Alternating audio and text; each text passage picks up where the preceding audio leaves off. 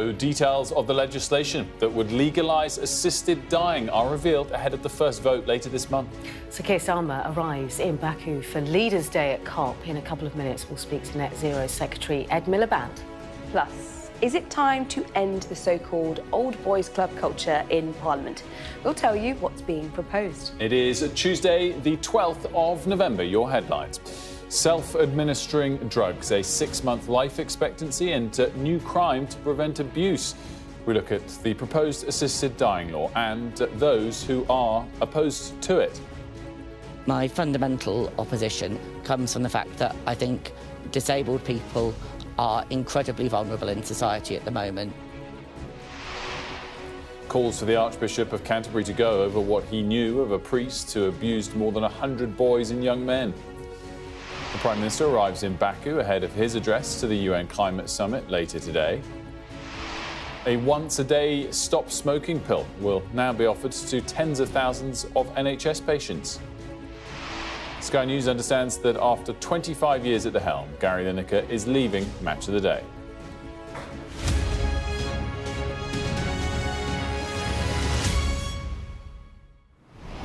A very good morning to you. Our top story, legislation that would legalise assisted dying will go before MPs in Parliament this month. The bill would require patients to self-administer end-of-life drugs and have a life expectancy of no more than 6 months.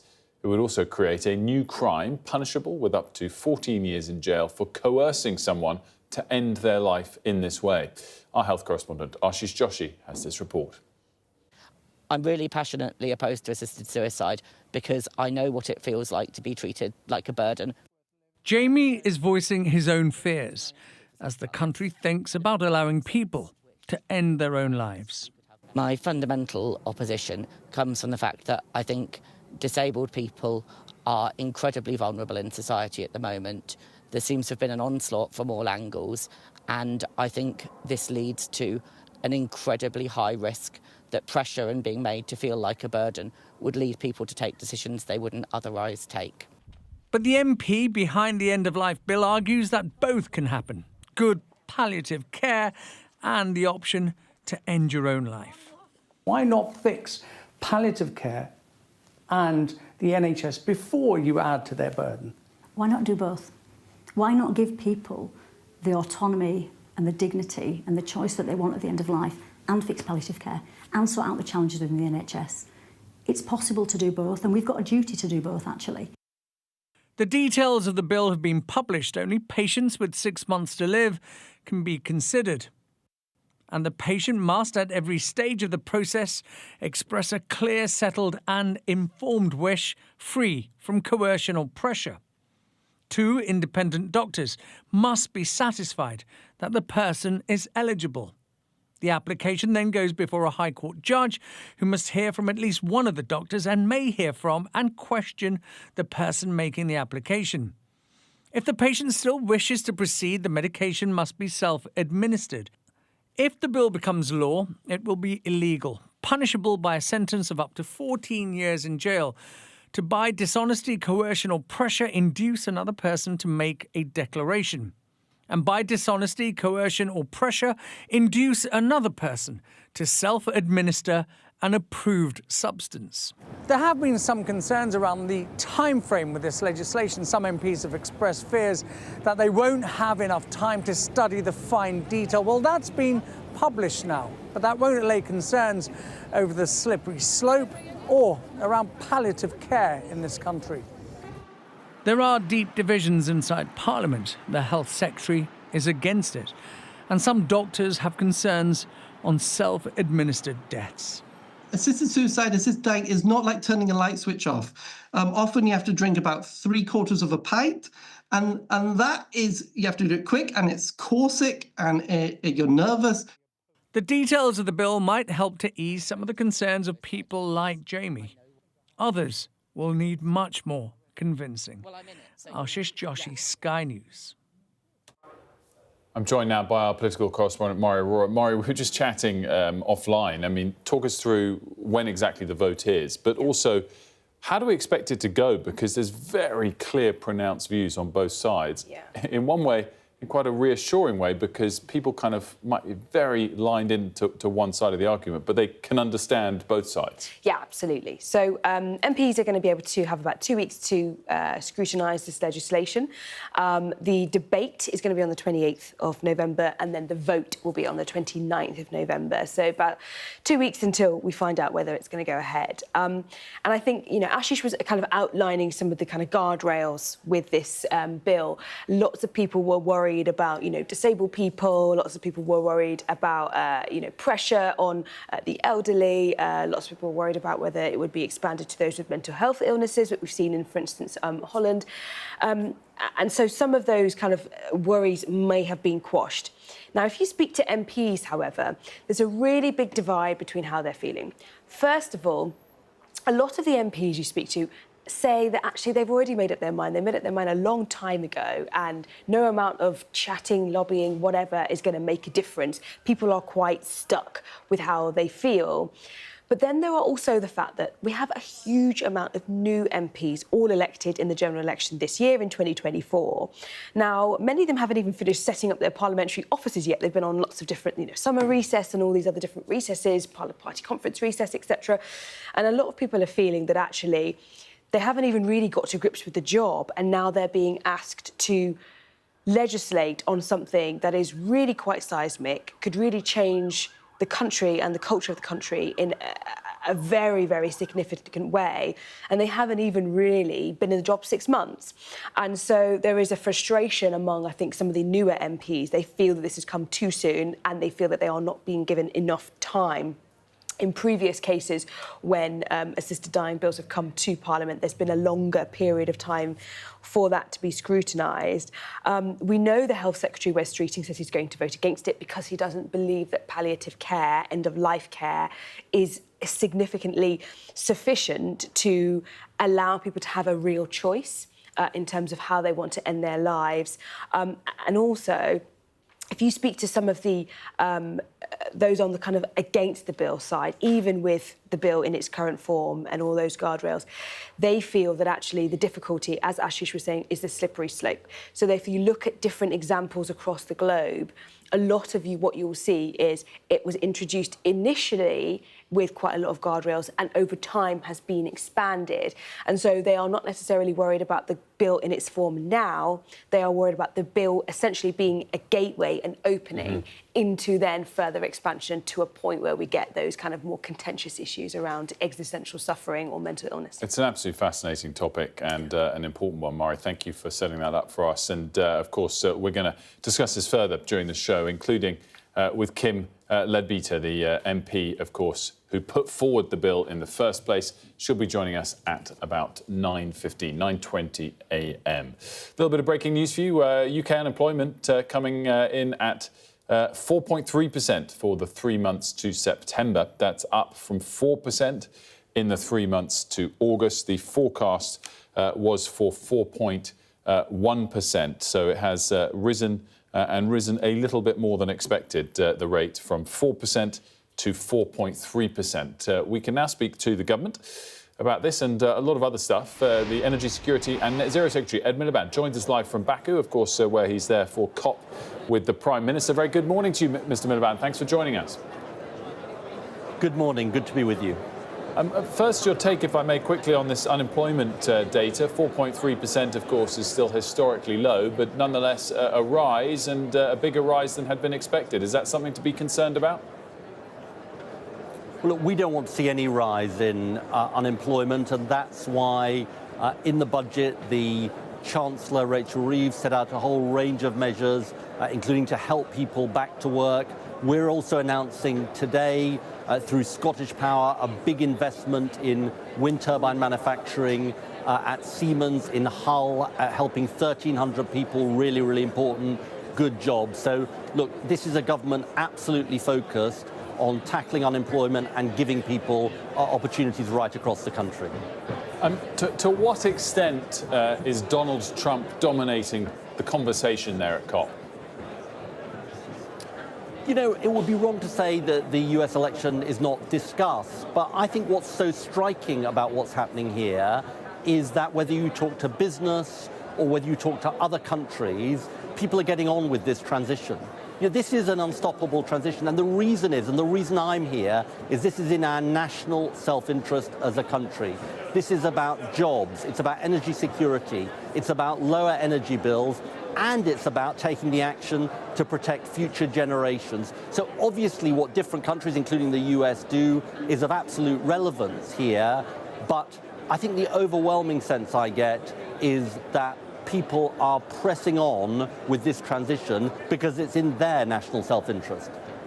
Is there any sense of disappointment? Are you in any way disappointed about the turnout of top-level leaders? Is Sir Keir Starmer one of the most important people there because some of the biggest countries haven't sent their top leader?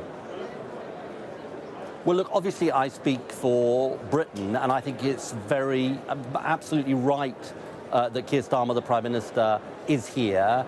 He is here banging the drum for Britain, making the case for clean energy investment. I was with a whole set of businesses this morning, potential investors in the UK. But he's also doing this because the whole attitude of this government is Britain's got to be on the world stage fighting for our country.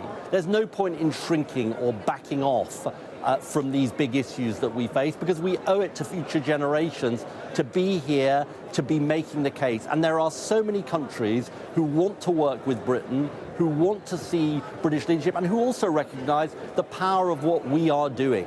Because whether it is our commitment to clean power by 2030, or the Prime Minister's announcement of climate targets later on today, they see Britain modelling a transition which can be good for energy security, good for tackling energy bills, lowering energy bills, and creating the good jobs that our country needs.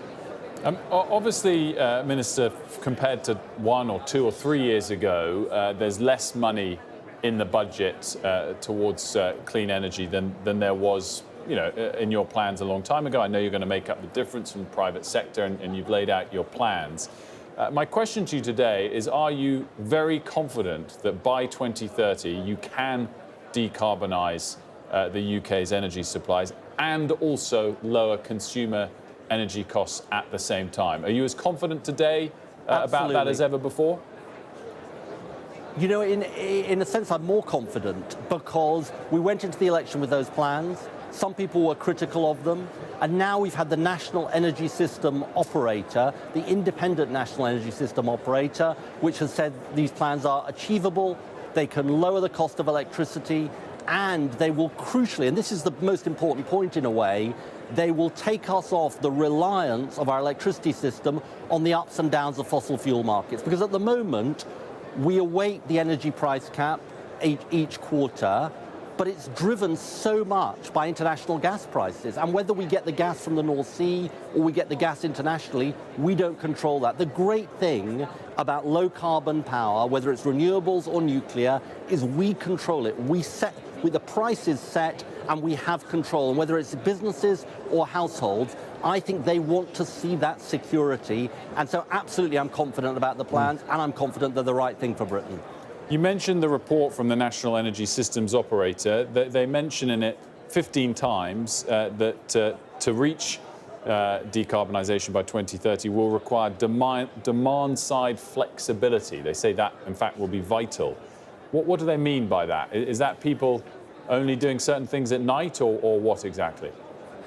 No, look, what it means is, and this has been trialled before, and I'm glad you've asked me about this, is on an absolutely voluntary basis, people in the future will be able to use things at certain times, maybe running the dishwasher, running the washing machine, doing certain things in their home, and get lower tariffs at different times of day.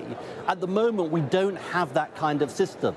And actually, frankly, it was the last government that said they would introduce what they call half-hourly settlements so that people would actually get the benefit of that. And there's been trials of this, and it's shown massive responsiveness. So there's been some nonsense talked about this. Just to be absolutely clear about this is actually giving people the power, giving people the control themselves so they can get better deals and manage things properly. And the combination of smart meters and this half-hourly settlements is the way to go, because actually it's about putting power in the hands of consumers and getting people lower energy bills as a result. So it would be purely optional and down to the consumer and in no way instructed Definitely. or regulated? No, absolutely not. And I can be completely clear about this. And you know, it's part of having a more flexible system. And the great thing about it, the exciting thing about this in a way, is with battery power, for example, so large-scale battery systems. Some people are having batteries in their homes, increasing incentives to do that. Heat pumps, you can actually give people much more control over their power. That is the long-term vision. But just to be absolutely clear about this, entirely voluntary. I wanted to come back to the headline of this. You promised people that you'll decarbonise the energy system by 2030 and lower consumer energy costs. We don't know what's going to happen in world energy markets in the years ahead. Which of those two pledges is more important to you? If you had to abandon one of them because market factors change, which would you abandon? Well, it's not a question of abandoning either of them because one is the route to the other. Look, the whole point about 2030 clean power is it means that we have cheaper, clean renewables as the backbone of the system, which we can rely on. At the moment, I don't control what happens to the gas price. The gas price can go up because, for example, Putin's invasion of Ukraine drove the gas price up. I understand that, Mr. Miliband, but with all due respect, you don't control the prices of lithium and cobalt and nickel and God knows what else that goes into battery storage, which is critical to your plan, and you don't control the price of copper, which is critical to upgrading the national grid. So it is totally plausible that commodity prices change such that you can't deliver both of these things. In that hypothetical scenario, which is quite possible, which do you abandon? I'm not going to get into the hypotheticals. Look, all I can say to you is, you know, don't take my word for it. Look at the independent NISO report. It says it can lead to a price of electricity about £10 per kilowatt hour cheaper. And, you know, that is the key point. And it is, you know, the I've most looked at the important report, cost. Do you have any greater control over battery prices than you do over gas prices? No, but, well, the right comparison is this. The right comparison is the cost of gas or fossil fuels and the price of wind power. And the difference with wind power is that we set the contracts for 15 years ahead, unlike the price of gas, which fluctuates on the market. And so the major cost in the system is that. As I say, all I can say to you is all of the evidence is we can get lower bills, and crucially, and just this is the most important point, we reduce our exposure. Because the problem is, at the moment, when we're reliant on gas, we are gambling, I'm afraid, with the British people's money on fossil fuel prices. And that's why when Putin invaded Ukraine, suddenly you saw this terrible cost of living crisis. We've got to get away from that for British households, British families, British businesses, and that's what our plan's all about. Well, I mean, obviously batteries will be crucial to wind power, but you're talking about reliance there as well, which I totally understand, and obviously other countries in Europe were particularly reliant on supply from Russia. Do you acknowledge that this plan, particularly because of its need for energy storage and battery capacity, will increase, whether marginally or significantly, our reliance on China, who are the only realistic supplier by 2030 of batteries to us?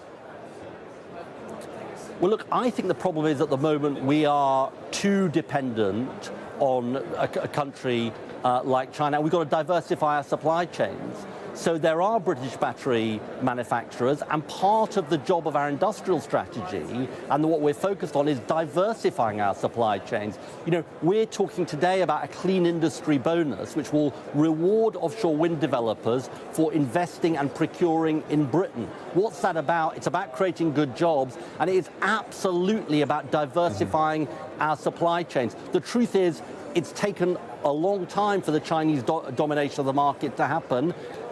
We want to unwind that domination by building up our domestic industry, and that is absolutely what this government is focused on doing. And finally, Minister, quick question. Do you know how you're going to vote on the assisted dying bill? Yes, I'll be supporting Kim Leadbeater's bill, which is what I did when this was last debated in 2014.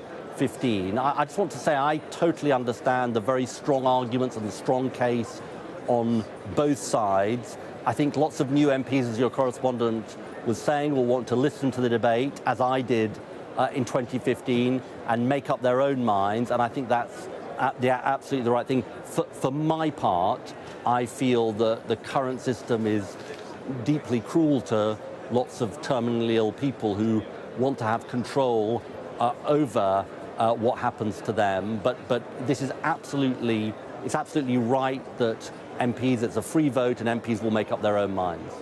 Miliband, as ever, thank you so much for your time. Thank you very much.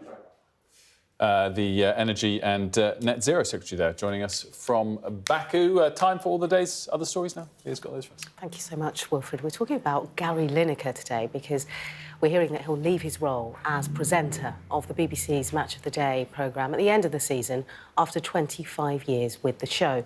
So Sky News understands the BBC's top earner will stay with the corporation until the end of the next World Cup, which is being held in the US, Mexico and Canada in 2026. At least 8 people are dead and another 14 injured after an Israeli airstrike in northern Lebanon. Rescue teams pulled survivors from the rubble of a home which was destroyed. The Israeli military hasn't confirmed the strike, but it wasn't far from the known areas of Hezbollah influence. 2 commercial planes have been hit by gunfire over the capital of Haiti. A Spirit Airlines flight bound for Fort Lauderdale was just metres from landing in Port-au-Prince when the gang shot at the plane, injuring a flight attendant. The flight was redirected to the Dominican Republic shortly after a JetBlue flight was struck by a bullet as it took off from New York. A tram in the Dutch capital, Amsterdam, has been set on fire and had its windows smashed as tensions continue in the city. Dutch police have said people armed with sticks and firecrackers were responsible for the fire and that 5 more people have been arrested for their suspected involvement in attacks on Israeli football supporters late last week. Donald Trump has reportedly chosen Republican Senator Marco Rubio to be his Secretary of State. Mr. Rubio has become the first Latino to serve as the United States top diplomat when Donald Trump officially takes over the Oval Office in January. Yeah, and this is obviously, according to reports at the moment, but a lot of people jumping on it overnight, initially reported by New York Times. NBC News has been reporting it as well. So it looks like he's the pick. And I think this will be taken relatively well by the international community because he's a traditional Republican who has pivoted to be pro-Trump as opposed to from a sort of more extreme wing of the party. He's been Senator of Florida, of course, since 2011. He did run in 2016 against Trump, and they did clash then, and he was a more traditional Republican against the first incarnation of Trump, and more of the sort of Republican foreign policy hawk ilk, assumed to be very, very tough against Hamas and pro-Israel.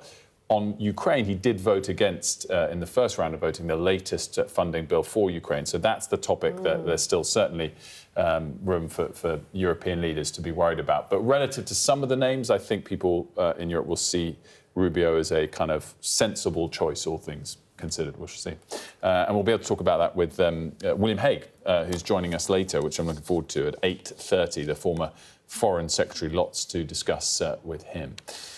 Now, the Archbishop of Canterbury, Justin Welby, is facing growing calls to resign. He's accused of not taking action on allegations made against a priest who abused as many as 130 boys and young men over 5 decades.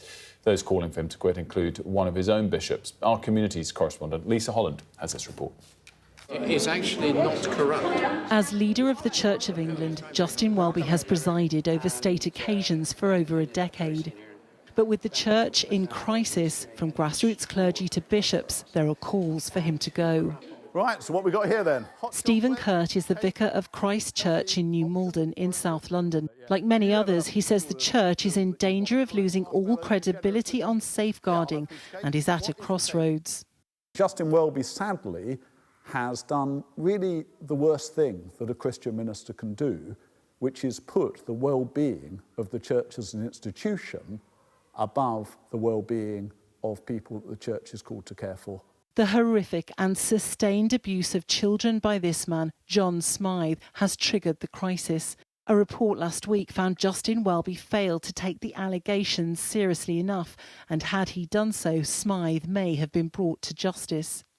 And in an extraordinary move, senior figures within the church's ruling body have launched an online petition calling on Justin Welby to step down. It's not just about Justin for me, actually. There are other bishops who are named in this report as well, and there are other senior members of the clergy. And I think they also need to resign, because Justin needs to go in order to set the tone for that to happen.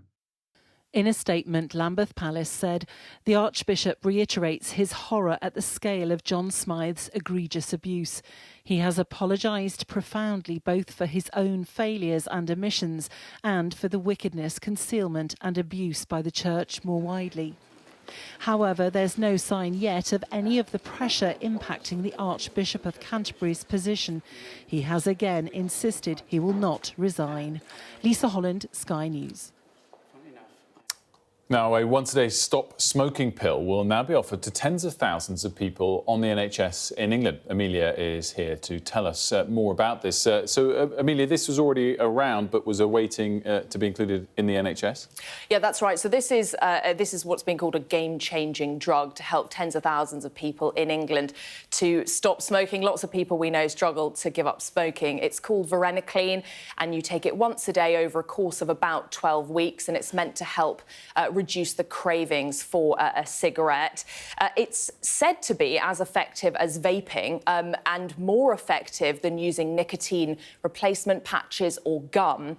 And this one, the drug was available, I should say, on the NHS, as you alluded to before, but it was actually removed because impurities were found in the drug. It was under the name Champix, the brand name, but this one has been approved as safe. You can get it via prescription or via stop smoking services in England. But we can hear now from Professor Nicholas Hopkinson, who is a Professor of Respiratory Medicine and an honorary consultant at Imperial College London, who, as you would expect, is positive about this. The fact that varenicline is coming back is a fantastic story, and it's fantastic news.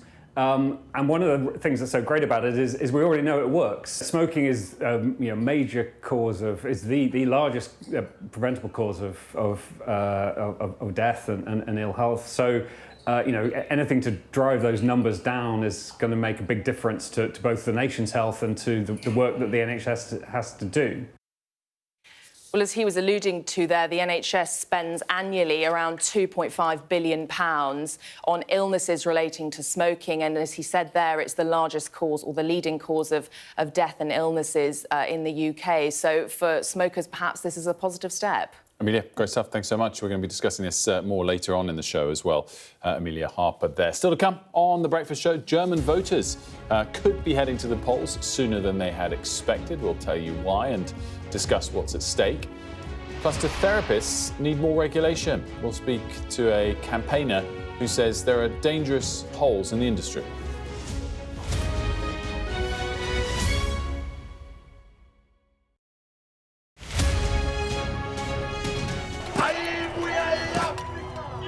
It's like a football final with only one team on the pitch.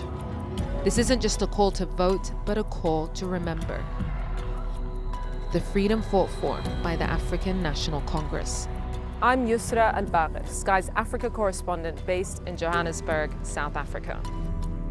A cyclone and 2 burst dams wiped out hundreds of generational homes. This was the second dam that the floodwaters hit before it tore into Derna. We are in the heart of Nairobi, and we're watching as protesters were heavily tear gassed. The sheer fearlessness and persistence of these guys is astonishing. We help you understand the world with us. I remember going into the iconic Omdurman market in the heart of Sudan's capital for the first time since the war started. And this is what's left of it.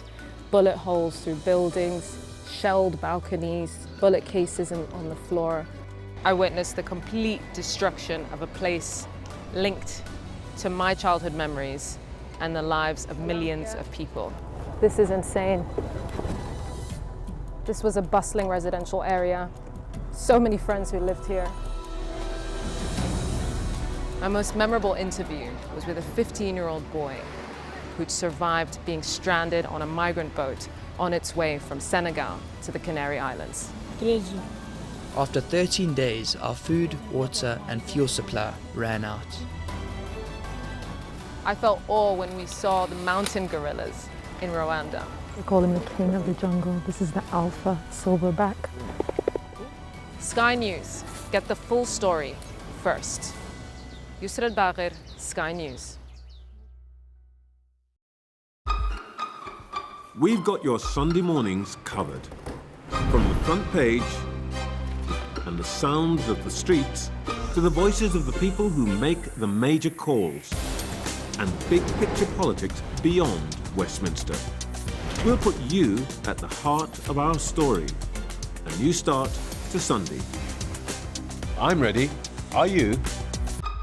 Join me, Trevor Phillips, Sunday mornings on Sky News. Play Sky News.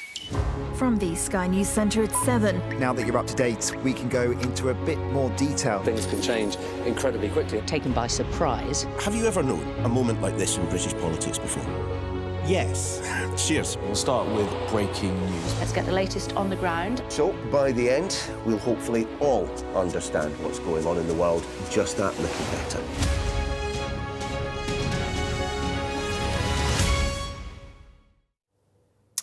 Well, welcome back. We just spoke, of course, to Ed Miliband, the Energy and Net Zero Secretary, who's at COP with the Prime Minister, who you could just see there, I think, middle row, sort of 2 or 3 from the middle to the left.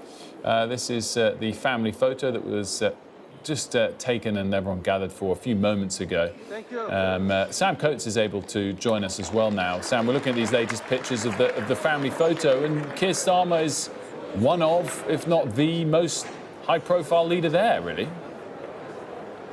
He's a tall, if not the tallest poppy at this summit. So many people have stayed away. President Macron, Olaf Scholz of Germany, of course Joe Biden isn't here, but Keir Starmer coming, and to be honest, Wilf, doing something quite brave. There is an amount of nervousness because of electorates, because of Donald Trump, about the climate agenda, but essentially what the Prime Minister's doing is coming down, and on this relatively brief visit to Baku in Azerbaijan, he's going to not just double down on Britain's climate targets, but he's going to go further.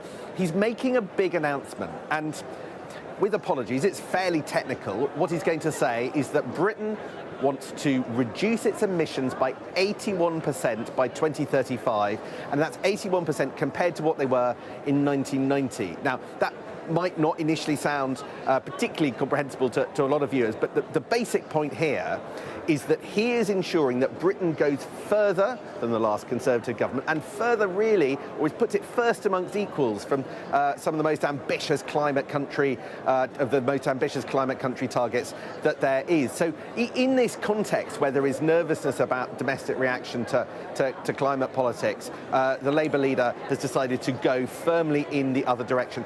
He's a bit nervous about directly challenging Donald Trump, if I'm honest. We've asked him in the 24 hours that we've all spent together on planes and in briefings. He's unwilling to actually sort of confront and say that Donald Trump is wrong, when Donald Trump, for instance, as he did in the last few days, called climate change a hoax. But he's hoping, I think, by deeds as much as words to show the direction of travel. And what's really interesting, Wilf, about all of this is there's been a bit of a change in the politics, a bit of a change in the way that Downing Street has started to describe its policies and its priorities. You'll remember all the way through the election campaign we had 5 missions and 6 first steps. Well, they were all a little bit confusing, all a little bit esoteric. They weren't, some of them, particularly grounded in things I think that voters necessarily felt were their priorities. That's all changed. On the plane on the way out yesterday, Keir Starmer was very clear that he now has 2 priorities. One is the economy and the other is borders. And whether it is climate change, which he says is important to boost the economy, there's another announcement today about wind turbines being made in Hull, or whether it's borders, and he says talking to other leaders at all these summits that he's going to is part of that, protecting our borders. He is trying to make out that everything he's doing on the international stage, and he's on the international stage a lot, is all in order to speak to those two priorities that voters care about. So yes, you have a big, technical, complicated, ambitious, and yes, controversial climate change announcement from the Prime Minister right now. We'll hear about it in full in a press conference to around about 11 a.m. UK time, but also a big change in the way this government is describing what were once called missions and are now called the two priorities. Sam, just very quickly, will he be worried, concerned about this pickup in unemployment, gone from 4.0 to 4.3%? It's 1 month. It's not necessarily a trend. It's also, of course, still historically low. But they wouldn't want to see that continue for the next few months. Of course not. Look, I think when it comes to the economy, that discussion is really framed by the budget that we had a couple of weeks ago. And the budget, Wilf, was a bet. It was a bet that spending a lot now, by taxing a lot now and borrowing a lot now is the right approach. But comes with that are potential drawbacks. A little bit of a reduction in the amount of growth that will be seen in this Parliament. An uptick in unemployment potentially coming as a result of that national insurance raise, or certainly squeeze to people's living standards flowing from that national insurance rise for employers. This new set of data today, again, will be unwelcome. I think there is a correction due in our unemployment statistics, by the way. I think there is, economists in the city tell me that they think that some of the numbers are going to get a bit worse, partly because of just the way that they're calculated. But I think anything that suggests that the economy isn't on track, because, as I was just saying, now the economy is one of his two priorities, will be deeply unwelcome in number 10.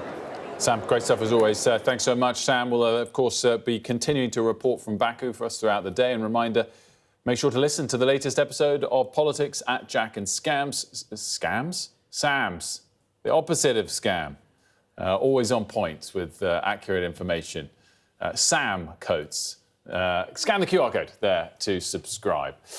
Now, as Sam mentioned there, absent from the climate talks in Baku is Germany's Chancellor Olaf Scholz. The German leader was forced to cancel his trip after the country's governing coalition collapsed last week.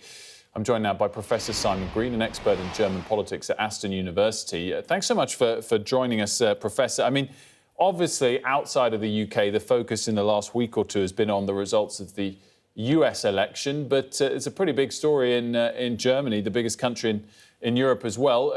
Is it now nailed on that Germany's going to the polls, whether it's in a couple of weeks or a couple of months? Oh, yes, absolutely. I think that now that the government has collapsed, bringing forward the election, which was previously scheduled for next September to sometime early next year, is a dead cert. And is it a dead cert, as some are suggesting, as perhaps the polls are suggesting? We all know polls can be wrong, that Olaf Scholz's time as Chancellor, indeed his party, the SPD's time in government is up or not? Well, in Germany, of course, it's all about coalition negotiations. And so in that sense, there's always a little bit of doubt. But given the fact that the SPD is really quite languishing in the polls, it is as close as it could be to a certainty that Olaf Scholz will no longer be the Chancellor after this election. Indeed, it looks like very clearly that the biggest party, and therefore the party which nominates the Chancellor, will be the Conservative CDU, which makes Friedrich Merz the next likely Chancellor of Germany. And this is the party of Angela Merkel? Exactly so.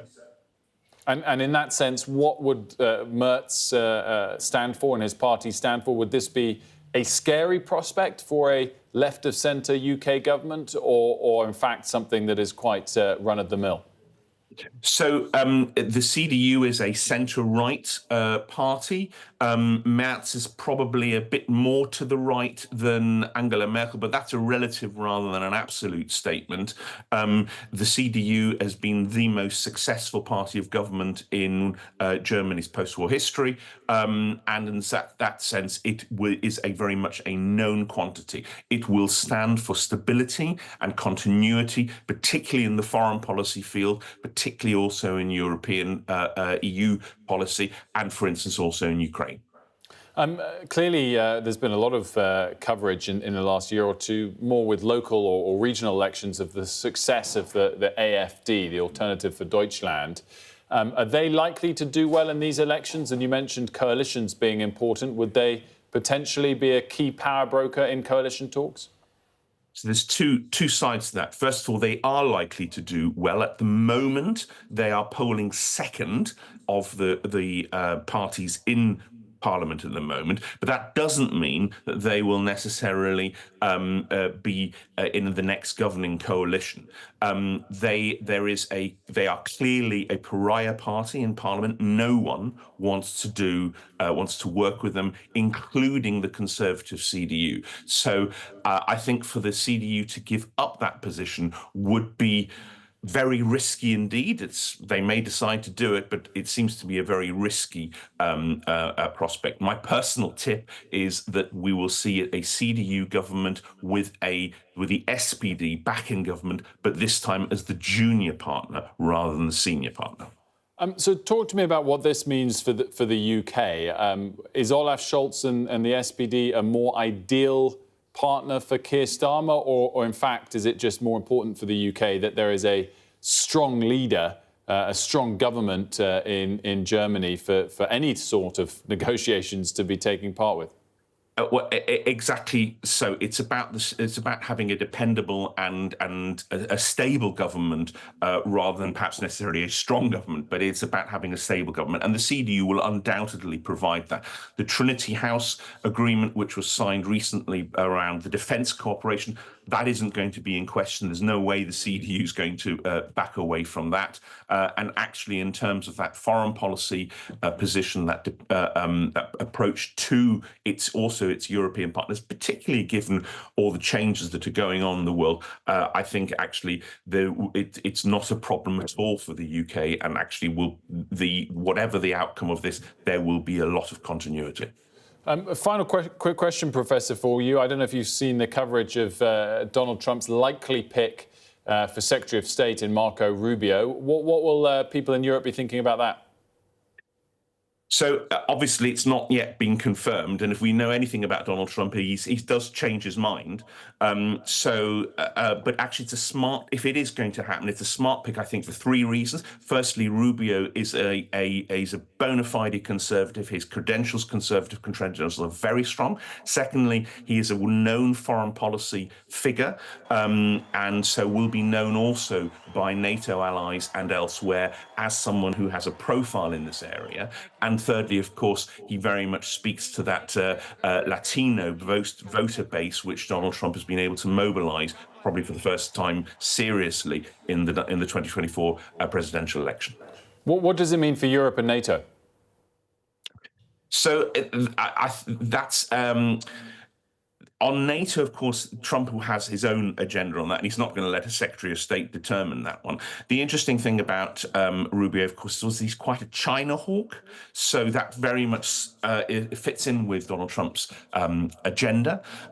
So it may mean a slight pivot away from the traditionally strong link between America and Europe. Having said that, of course, it's hard to see how America, in the long term at least, will be actually able to do what it wants to do, and Donald Trump will be able to do what he wants in the foreign policy space without some support from Europe.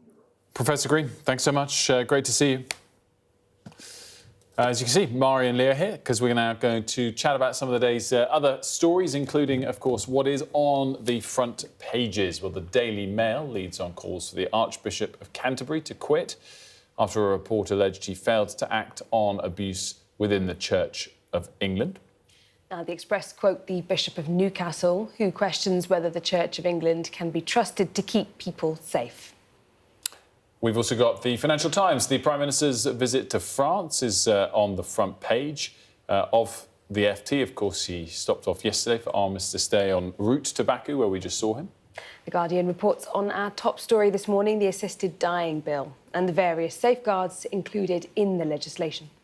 And then, Mari, the other story which is on our website today relating to Parliament is this talk of trying to end a lot of the culture in Parliament that people don't warm to? Yeah, it's a really interesting report. I think it depends on how you feel about parliamentary culture and the kind of cut and thrust of politics, whether you think this is a, woke snowflakery, or whether you think actually we should try and make Parliament a more welcoming place to be. So it's a joint report between 50-50 Parliament, which is all about trying to get more women into Parliament, and Compassion in Politics.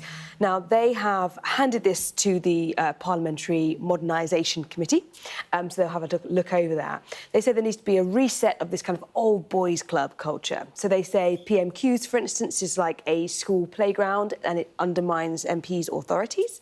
It says that, people could be put off by entering politics from what they see on the telly, when they see the kind of shouting, jeering, booing. They want to ban the booing and the jeering altogether to kind of set that example to the public. They also want to ban lying in Parliament, which is interesting because we know that lying in Parliament is not against the rules, but calling someone a liar in Parliament is against the rules, which the public often find really bizarre. And so they say that should maybe improve public trust. They want to review the whipping system to try and root out bullying. There's always accusations about, kind of heavy-handed whips, as it were, trying to get MPs to vote in the way that the party wants them to. And finally, on this gender balance issue, so in the last election we had 40% of our MPs are now women, which is the best we've ever had in history. Obviously is not representative of the public yet. And what this report is saying is actually we should have job sharing. So 2 MPs elected to represent one constituency and they share that role, and that would encourage more women to become MPs if they could then juggle it with, let's say, family life or other commitments, whatever that might be. Others would argue you'd have to look into how that would work in terms of expenses, taxpayer-funded second homes, all this kind of stuff. So it's quite messy when you look into the nitty-gritty, but that's the gist of the report. And I think it would be received very differently depending on your views on parliamentary culture.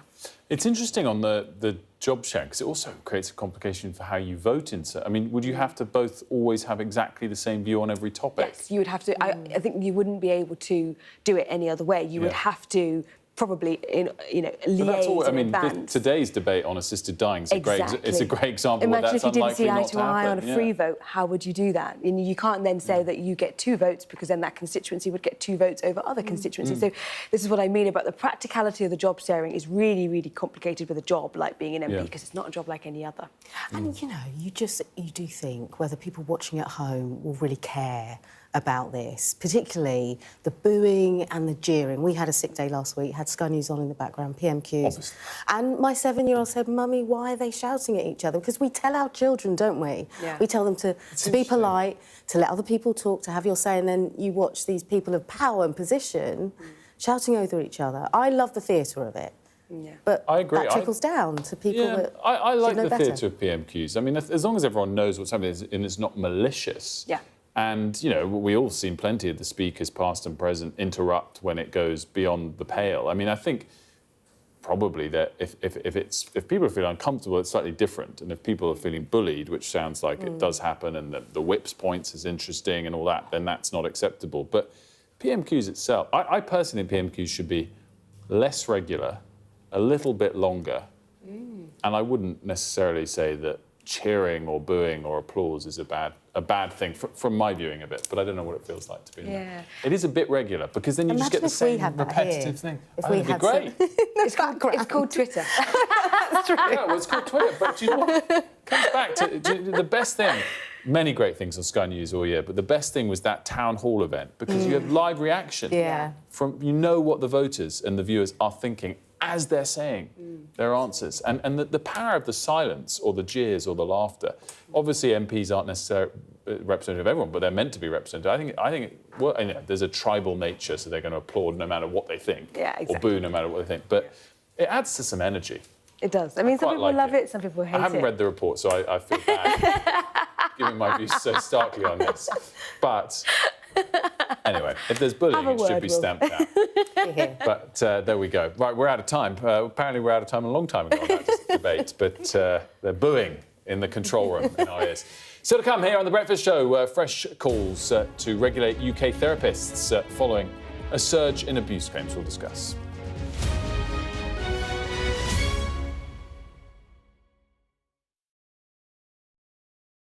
There's always more to the news than a headline.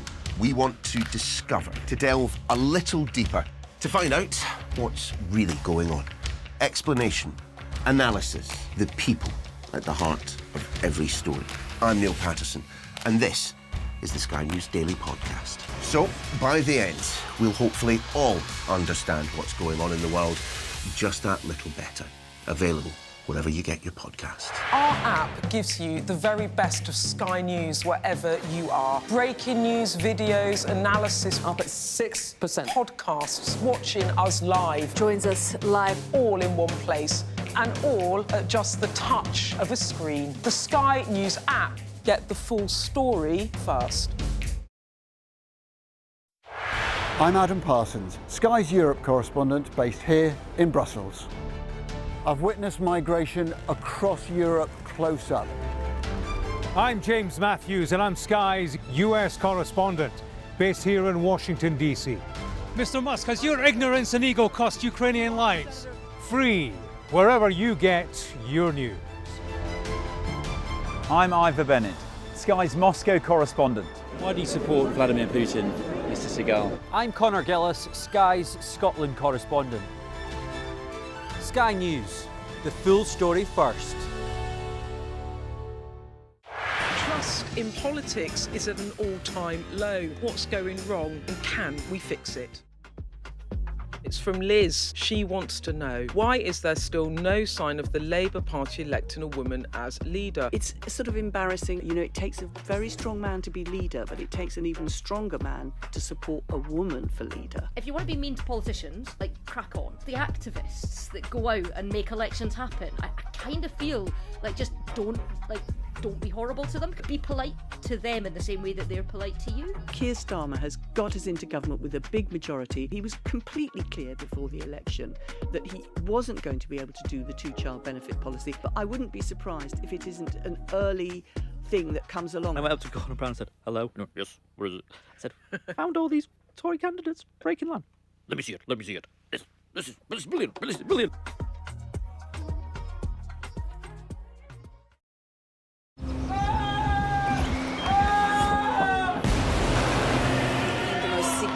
Day of this conflict. They keep telling us that they want aid. And this is what's left of it.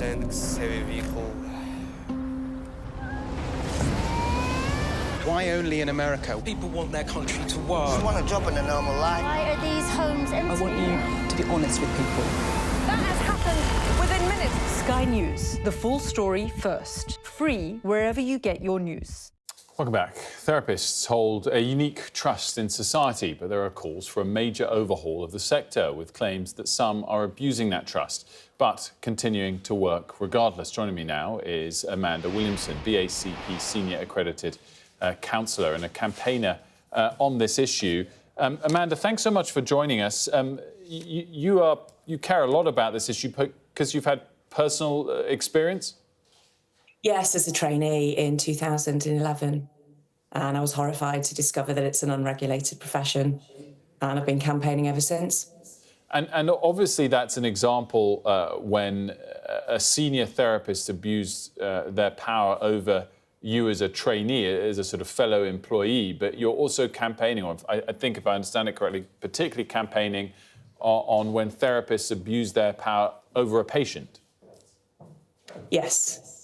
I mean, I was technically a patient of this person, and there were 8 other women affected, which is why I raised a complaint.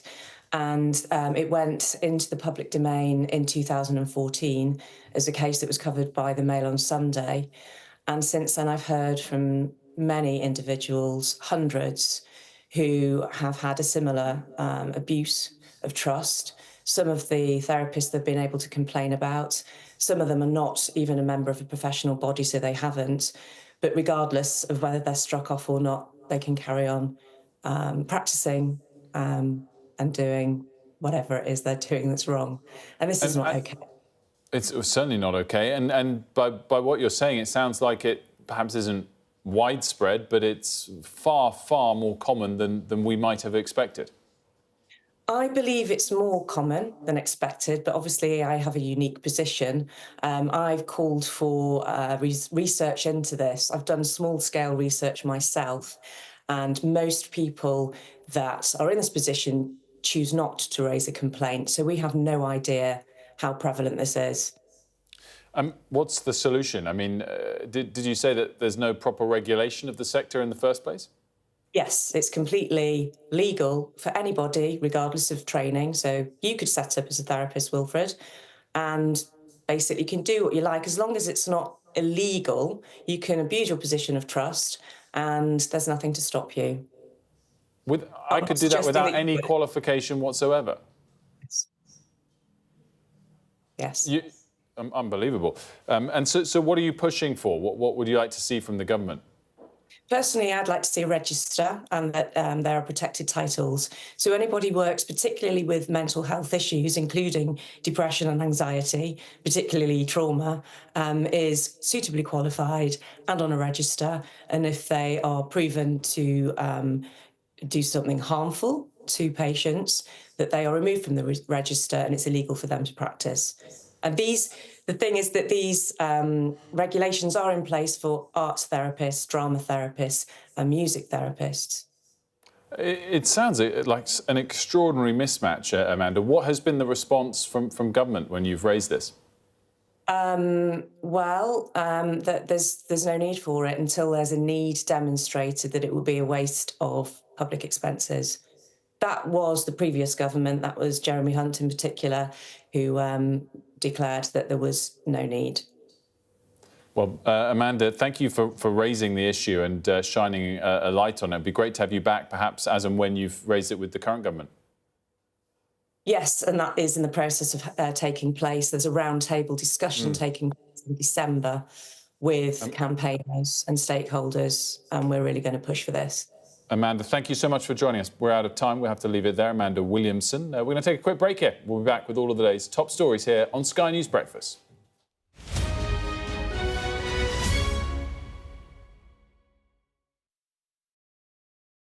We arrive. A secret hospital hidden in the Myanmar jungle, treating the victims of this bloody war. This is Myanmar today. Its military rulers don't want the world to see, but we have. I fight for my own future. I fight for my generation's futures. This is an actual crime. They don't care for that. Myanmar army is only a couple of kilometers away. So this is a major humanitarian disaster.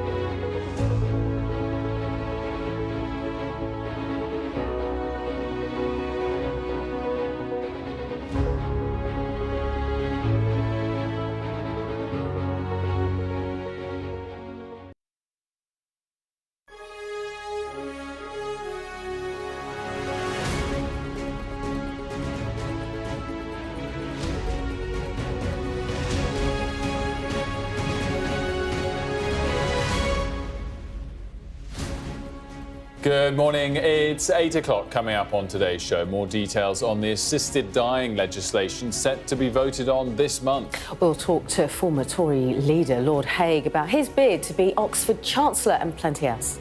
Plus, is it time to end the so-called old boys club culture in Parliament? We'll tell you what's being proposed. It is Tuesday, the 12th of November. Your headlines. Self-administering drugs, a 6-month life expectancy and a new crime to prevent abuse. We'll look at the proposed assisted dying law and those who are opposed to it. My fundamental opposition comes from the fact that I think disabled people are incredibly vulnerable in society at the moment. The Prime Minister joins world leaders in Baku ahead of his address to the UN Climate Summit later today. Calls for the Archbishop of Canterbury to go over what he knew of a priest who abused more than 100 boys and young men. And a once-a-day stop smoking pill will now be offered to tens of thousands of NHS patients. Plus, Sky News understands that after 25 years at the helm, Gary Lineker is leaving Match of the Day.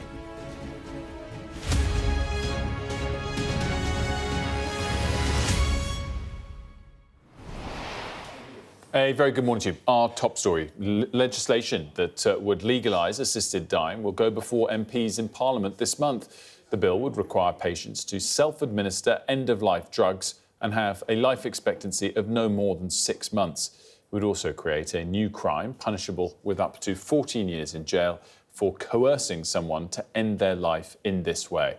Our health correspondent, Ashish Joshi, has this first report. I'm really passionately opposed to assisted suicide because I know what it feels like to be treated like a burden. Jamie is voicing his own fears as the country thinks about allowing people to end their own lives. My fundamental opposition comes from the fact that I think disabled people are incredibly vulnerable in society at the moment. There seems to have been an onslaught from all angles, and I think this leads to an incredibly high risk that pressure and being made to feel like a burden would lead people to take decisions they wouldn't otherwise take. But the MP behind the end-of-life bill argues that both can happen. Good palliative care and the option to end your own life.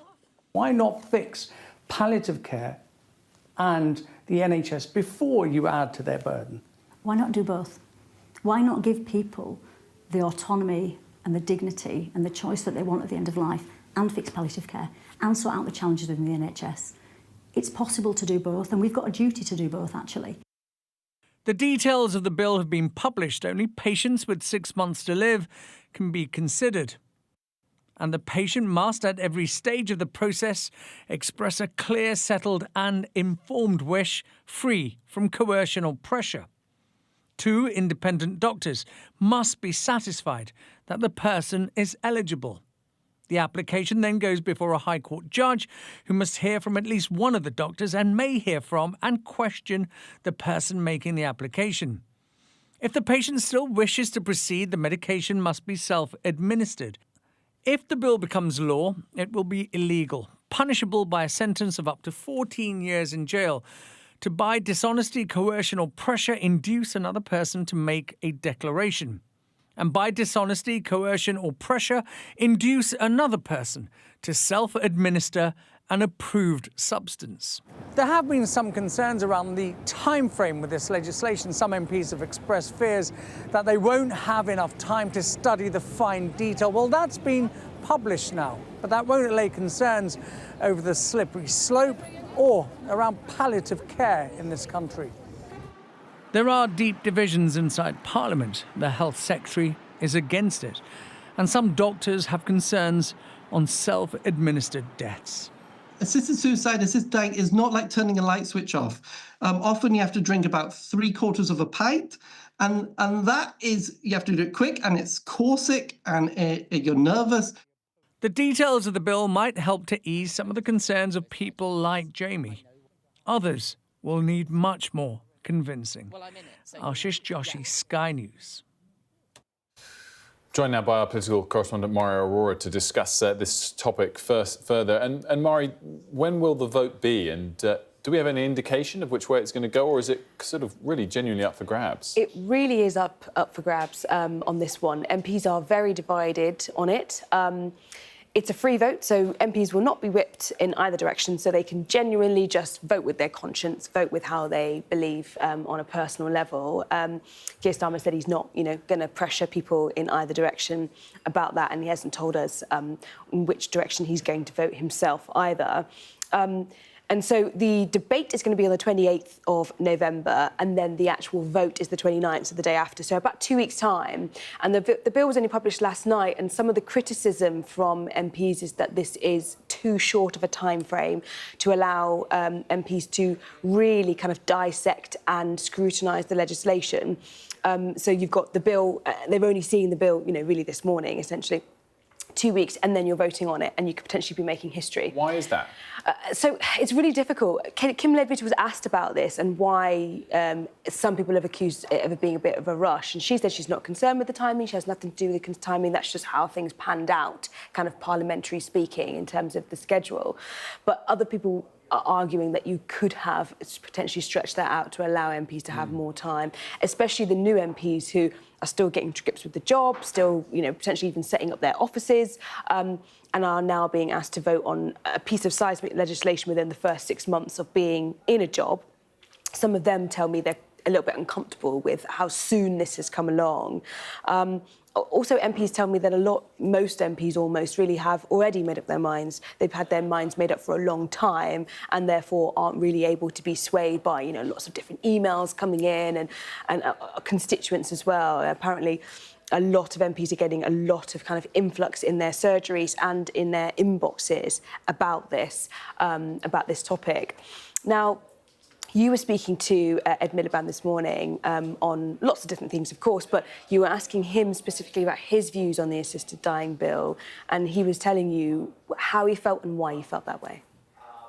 I'll be supporting Kim Leadbeater's bill, which is what I did when this was last debated in 2015. I just want to say I totally understand the very strong arguments and the strong case on both sides. I think lots of new MPs, as your correspondent was saying, will want to listen to the debate, as I did in 2015, and make up their own minds, and I think that's absolutely the right thing. For my part, I feel that the current system is deeply cruel to lots of terminally ill people who want to have control over what happens to them, but this is absolutely right that MPs, it's a free vote and MPs will make up their own mind.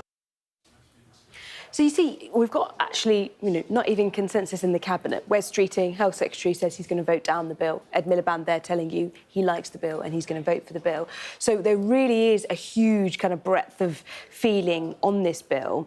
And just on another point in terms of the anxiousness around those who are voting against the bill, some of the issues, because there are a lot of guardrails in this bill that Ashish was outlining in terms of terminally ill diagnosis, 6 months to live, anyone who's disabled or anything linked to mental health illness is not eligible, High Court judges too, medical professionals, the list goes on. However, a lot of the people who are against this bill are arguing that, yes, they are potentially OK with it in this form, but if you look at other countries who legalise assisted dying globally, most of them have expanded the bill, expanded those powers over time.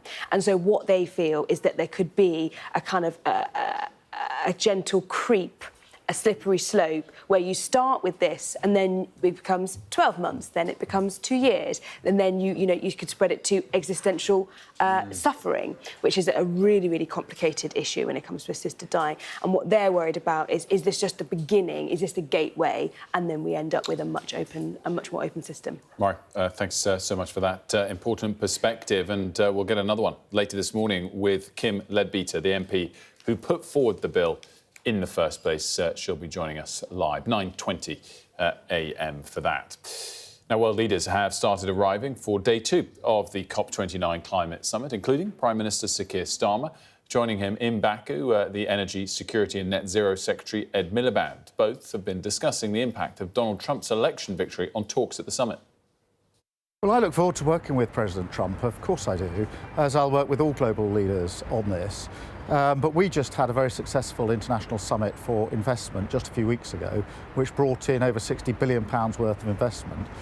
Most of that was in renewables, and that's investment directly into the United Kingdom. That's vitally important. That's jobs for generations to come right across the United Kingdom, and that is of central importance. My main mission, which is to make sure that we grow the economy in the United Kingdom. And what I mean by that is living standards, people feeling better off across the United Kingdom. And I think this is an opportunity for the UK, not just to show leadership, but to get those jobs and to ensure that we're at the forefront of the race for those next generation of jobs. It would be wrong to say that the US election is not discussed, but I think what's so striking about what's happening here is that whether you talk to business or whether you talk to other countries, people are getting on with this transition. You know, this is an unstoppable transition. Obviously, what different countries, including the US, do is of absolute relevance here, but I think the overwhelming sense I get is that people are pressing on with this transition because it's in their national self-interest. Well, our science and technology editor, Tom Clark, is there for us. Tom, do you also get that same impression from everyone outside of those two key UK participants? Certainly at this summit, it's going to get a very welcome reception. It's in a way it's like a ray of sunshine. This ambition from the UK to lead on climate, because so far this COP has been loomed over a very gloomy atmosphere around the election of President Trump, President-elect Trump, who, as we know, calls climate change a hoax and wants to drill for more oil, not less, and double down on fossil fuels. So it'll be very welcome. We're expecting later today the Prime Minister to announce a very ambitious 81% cut in the UK's carbon emissions by 2035. That's in line with the trajectory that we're mandated to stay to under the Climate Change Act.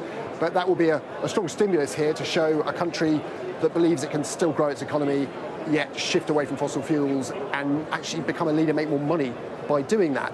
And it also cements the UK, and this is good for Keir Starmer, a new Prime Minister, it cements leadership, a leadership role in climate, which is something that we had a tradition of doing before the last Conservative administration.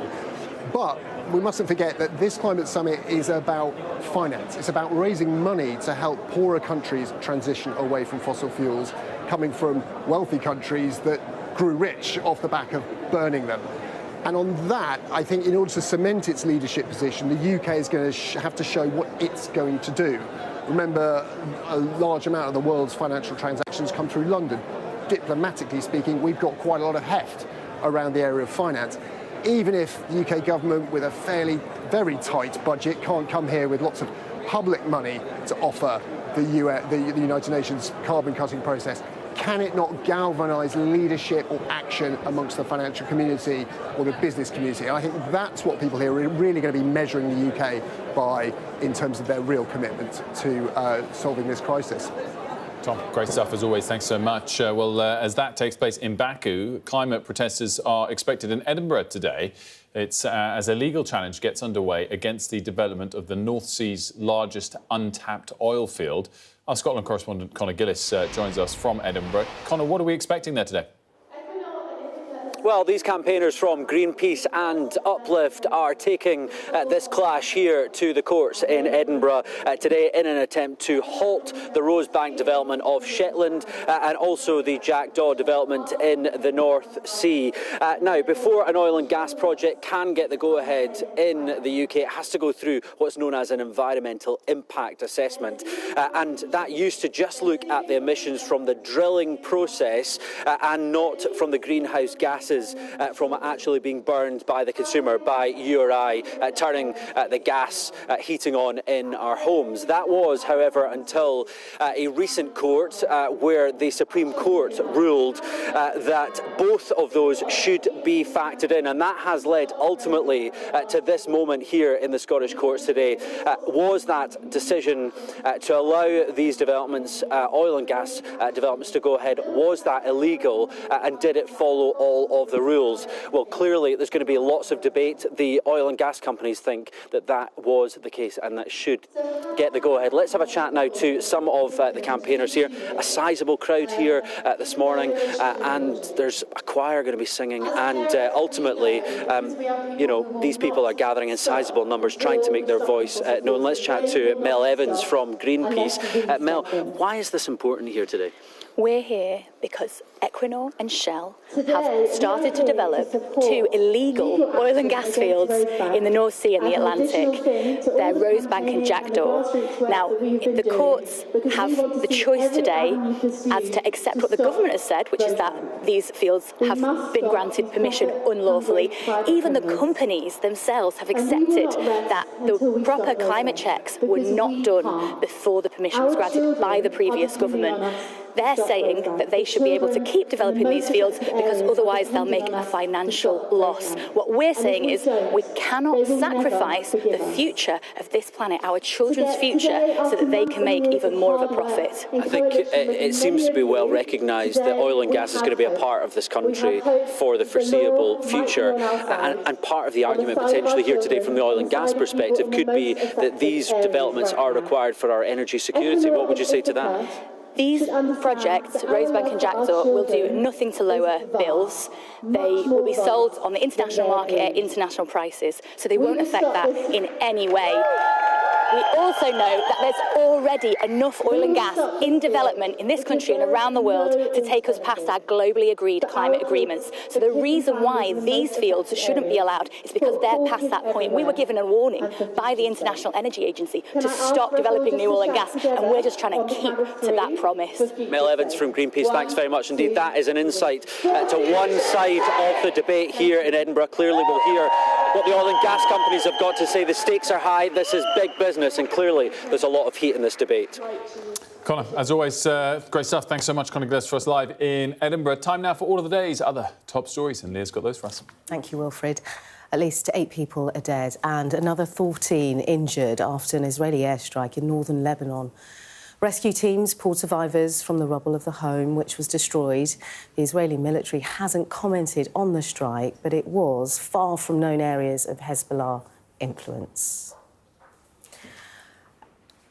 A tram in the Dutch capital, Amsterdam, has been set on fire and had its windows smashed as tensions in the city rise. Dutch police have said people armed with sticks and firecrackers were responsible for the fire, and that 5 more people have been arrested on suspicion of involvement in attacks on Israeli football supporters late last week.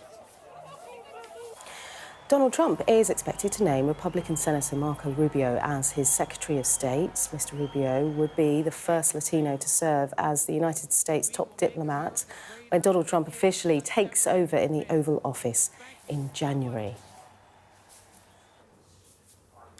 Gary Lineker will leave his role as the BBC presenter of BBC Match of the Day at the end of the season after 25 years with the show. Sky News understands that BBC's top earner will stay with the corporation until the end of the next World Cup, which is being held in the USA, Mexico and Canada in 2026.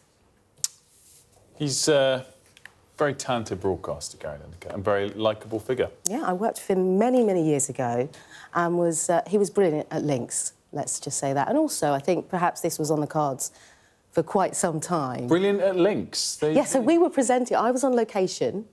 Sorry, for everyone at home, this is journalistic lingo. Yeah, but he's better than just links. No. So I was on location. We were in Rio covering the World Cup 2014, and I was on location doing my bits without autocue, and he was in the studio, and he was just obviously very professional, very friendly, and back then I just thought, you know, what a wonderful presenter, great to work with. But if you watched Match of the Day earlier this month, he signed off by saying, "And that's all from me from Match of the Day," paused, and then said for 2 weeks. Yeah, that was after it Teasing the sort of audience. leaked out a little earlier, which I think yeah, clearly he wanted to frame it in his own way. We'll get more of the framing today, and we'll see the details. But a very talented broadcaster indeed. Now, the NHS is rolling out an improved stop smoking pill to tens of thousands of people. The daily drug reduces nicotine cravings and helps manage withdrawal symptoms. Let's discuss a little bit more about this. Sanjay Agrawal, the NHS England's National Speciality Advisor for Tobacco Dependency, joins us. Talk us through what this drug is in particular. It's been around for a while. It's a great drug, actually. It's really effective. We know that it helps around 1 in 4 people quit smoking together with behavioural support. It has been around for a long time, and it's really clever the way it works. It makes people not feel like they want to smoke. It reduces this craving for smoking and for nicotine, as well as reducing the side effects from nicotine withdrawal. So it's brilliant. It's really effective. The good news is it's going to be really cheap as well. So it's incredibly cheap, cheaper than the version that was previously available. So make a really big difference. It's estimated that over the next 5 years, around 10,000 people will quit as a result of the reintroduction of this medicine. So it's great news. Could it also be used by people who want to stop vaping? Well, look, there's a potential for that in theory. The clinical trials are still going on, but if successful, that might be another reason to use this medication. In terms of the sort of side effects, will this be something that people could take for the rest of their lives, or is it something to help stop smoking and then afterwards you hopefully won't need it? Yeah, the vast majority of people actually don't need to take it for very long at all, actually. The standard dose is for 12 weeks, and most people in that time will stop smoking and then not want to go back to smoking. Occasionally, people will take it for a little bit longer, but for the vast majority of people, it's just a short course, which is why it's such an amazing drug, actually. It can help stop a lifetime of addiction in the matter of weeks. And for each pound that we spend on this medicine, varenicline, the savings to the NHS are about £1.65, so it's really cost effective. Dr. Agrawal, thanks so much for joining us. You're welcome. Now, the Archbishop of Canterbury, Justin Welby, is facing growing calls to resign. He's accused of not taking action on allegations made against a priest who abused as many as 130 boys and young men over 5 decades. Those calling for him to quit include one of his own bishops. Our community's correspondent Lisa Holland has this report. It's actually not corrupt. As leader of the Church of England, Justin Welby has presided over state occasions for over a decade. But with the church in crisis, from grassroots clergy to bishops, there are calls for him to go. Right, so what we got here then? Stephen Kurt is the vicar of Christ Church in New Malden in South London. Like many others, he says the church is in danger of losing all credibility on safeguarding and is at a crossroads. Justin Welby, sadly, has done really the worst thing that a Christian minister can do, which is put the well-being of the church as an institution above the well-being of people that the church is called to care for. The horrific and sustained abuse of children by this man, John Smythe, has triggered the crisis. A report last week found Justin Welby failed to take the allegations seriously enough, and had he done so, Smythe may have been brought to justice. And in an extraordinary move, senior figures within the church's ruling body have launched an online petition calling on Justin Welby to step down. It's not just about Justin for me, actually. There are other bishops who are named in this report as well, and there are other senior members of the clergy. And I think they also need to resign, because Justin needs to go in order to set the tone for that to happen. In a statement, Lambeth Palace said the Archbishop reiterates his horror at the scale of John Smythe's egregious abuse. He has apologised profoundly both for his own failures and omissions and for the wickedness, concealment and abuse by the Church more widely. However, there's no sign yet of any of the pressure impacting the Archbishop of Canterbury's position. He has again insisted he will not resign. Lisa Holland, Sky News. Well, lots more sort of coming on the breakfast show. We'll be talking to the former Conservative leader and former Foreign Secretary, Lord Hague. We'll be discussing with him his bid to become Chancellor of Oxford University, and the latest on global foreign affairs. And the Lib Dems warn Labour's budget could cost GP surgeries over 2 million appointments per year. They'll join us later this hour too.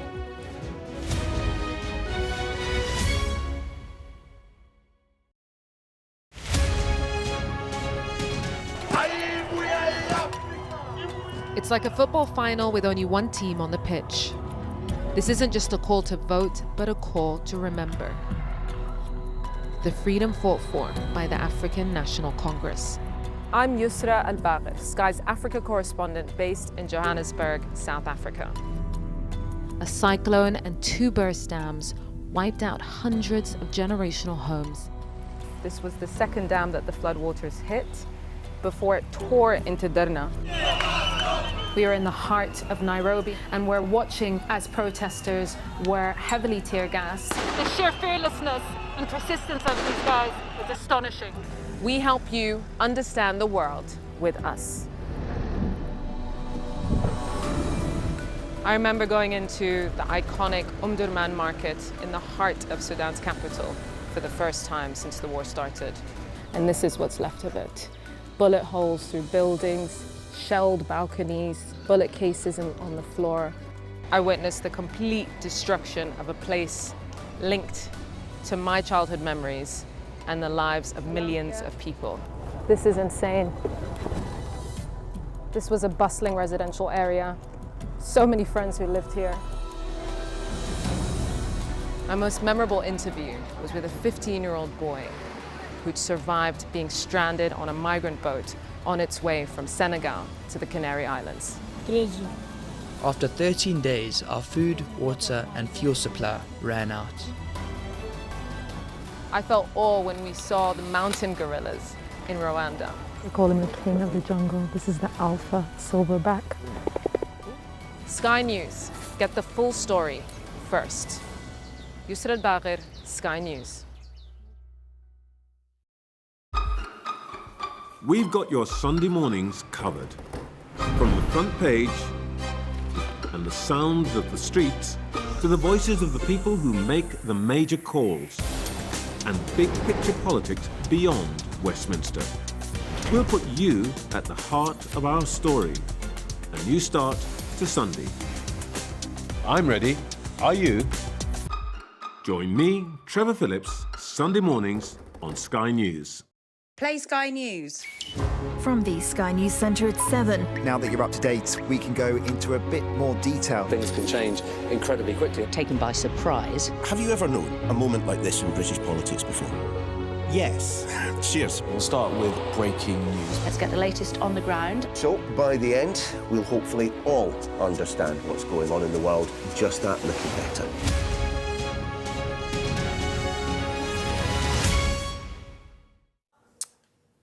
Welcome back to The Breakfast Show. Well, coming up, we'll be speaking to Lord Hague on why he wants to be the Chancellor of Oxford University. But first, a reminder of all the day's top stories. Leah's got that for us. Thank you, Wilfred. Details of new legislation around assisted dying have been published, showing those hoping to end their own life would have to have an expected lifespan of less than 6 months and the ability to self-administer fatal drugs. So Keir Starmer is set to address the COP Climate Summit after announcing a £1 billion contract for wind turbines to be made in Hull. And the Archbishop of Canterbury, Justin Welby, is facing calls to resign over what he knew about a priest who abused as many as 130 boys and young men over 5 decades. Yeah, thank you. Now, Oxford University is in the process of electing a new Chancellor, and the race has now been whittled down to 5 candidates. One of those 5 is Lord Hague, the former Foreign Secretary and former leader of the Conservative Party, and he joins us now. Lord Hague, a very good morning to you. Thanks so much for joining us. Good morning. It's a great pleasure. I've been looking through your pitch to be Oxford Chancellor, and you clearly had a great fondness for it in your time there. And I just wonder, the top question, with all that you've achieved over your long career, do you trace it all back to Oxford? Would you have achieved it without having gone there? Well, probably not really. No, Oxford transformed my own life, really. I arrived here not knowing a single person in the whole city, and no one in my family had ever been to university before. And I feel by the time I left Oxford, I was ready to take on all the challenges of the world. So I do think that in what I've done in the 40 years since then, mainly in government, but also in business and the media and writing, that I've accumulated experiences that now I can give that back to Oxford in so many ways, and then help the future 17 and 18-year-olds who, like I was in the past. So I do attribute a lot of my career to Oxford, and I want to help the next generation. That is, in a nutshell, that is why I'm standing for the position of chancellor. Reading through the rest of your kind of campaign literature, some of the points jump out to me. One of them is you say you want to make sure there is freedom of speech at Oxford University. Is it at risk currently? Well, there have been a lot of debates, as you know, about freedom of speech, about so-called cancel culture. There have been one or two disturbing cases over the last 5 or 6 years where some people have been prevented from speaking at universities. To me, it's very, very important that as a student, you hear things that make you uncomfortable, actually, that are a different perspective on life, and that often you adjust your own views as a result of that. So freedom of speech does need defending. We always have to be vigilant in defending it. And the outgoing government did pass an act through Parliament to particularly entrench that, which the new government has decided not to commence, not to enforce, at least not decided so far to do that. I think it would be better if they did that. So yeah, there is a legitimate argument about free speech, and it's one of the values of great universities that needs protecting. When you talk about wanting to make sure the university is at the forefront of technological change and scientific development and research, has Oxford slipped a little bit behind its rival? Cambridge is a big hub for that at the moment? Well, we've got some great universities, you know, in the scientific and technological field. There's Oxford, there's also Cambridge, there's Imperial College. We're fortunate to have some of the top universities in the world. Oxford has been ranked again recently in the very authoritative league table as the #1 university in the world, but it can't ever be complacent about that. There's tremendous scientific work going on here. People will recall that Oxford was instrumental in one of the COVID vaccines, also more recently in a malaria vaccine.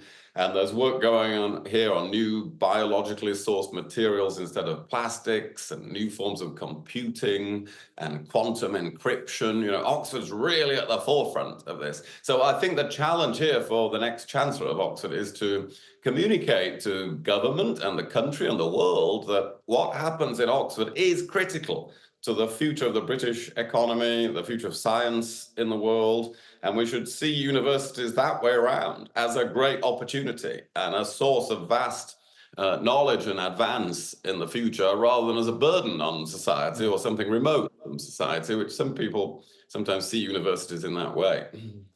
Clearly, funding is key to all of this. And obviously, the government's recently announced that tuition fees will be allowed to rise. Do you think that was the right choice? And in fact, for a university like Oxford, where students are lucky enough to have a really fantastic leg up in life by attending, should they be allowed to rise quite a lot more? Well, not a lot more. I think it was inevitable under any government that fees would go up in line with inflation over time, start going up in line with inflation. They've been frozen for a long time, and many universities are facing a financial crisis. So this is part of the solution to that. It's a pity that the government didn't find the space in all the money spent in the budget to improve further the maintenance loans or reintroduce maintenance grants, which they had talked about. What we have to do is to make sure that there's access to great universities, irrespective of background, you know, and that people like me can come in the future who went to a comprehensive school in Yorkshire, and I had a maintenance grant at the time. So we've got to make sure people can have that in the future. There's great scholarships in Oxford, Crankstart scholarships that help a lot of the UK-based students. We're going to need to improve those in the future, expand such scholarships in the future so that people still have access. So I think overall on this, we need a longer-term settlement between governments and universities of how they're expected to finance themselves and what the government expects from the universities, so that there's something sustainable over the next 20 years. Presumably, Lord Hague, if Lord Mandelson was appointed as ambassador to the United States, you'd welcome the reduction in competition you face for the chancellorship. Well, there are 5 candidates, and so I don't know who the, it's hard to know who the main competition is. Yeah, Lord Mandelson is one of the other candidates. And it's very important we have an outstanding ambassador to the United States in the coming months.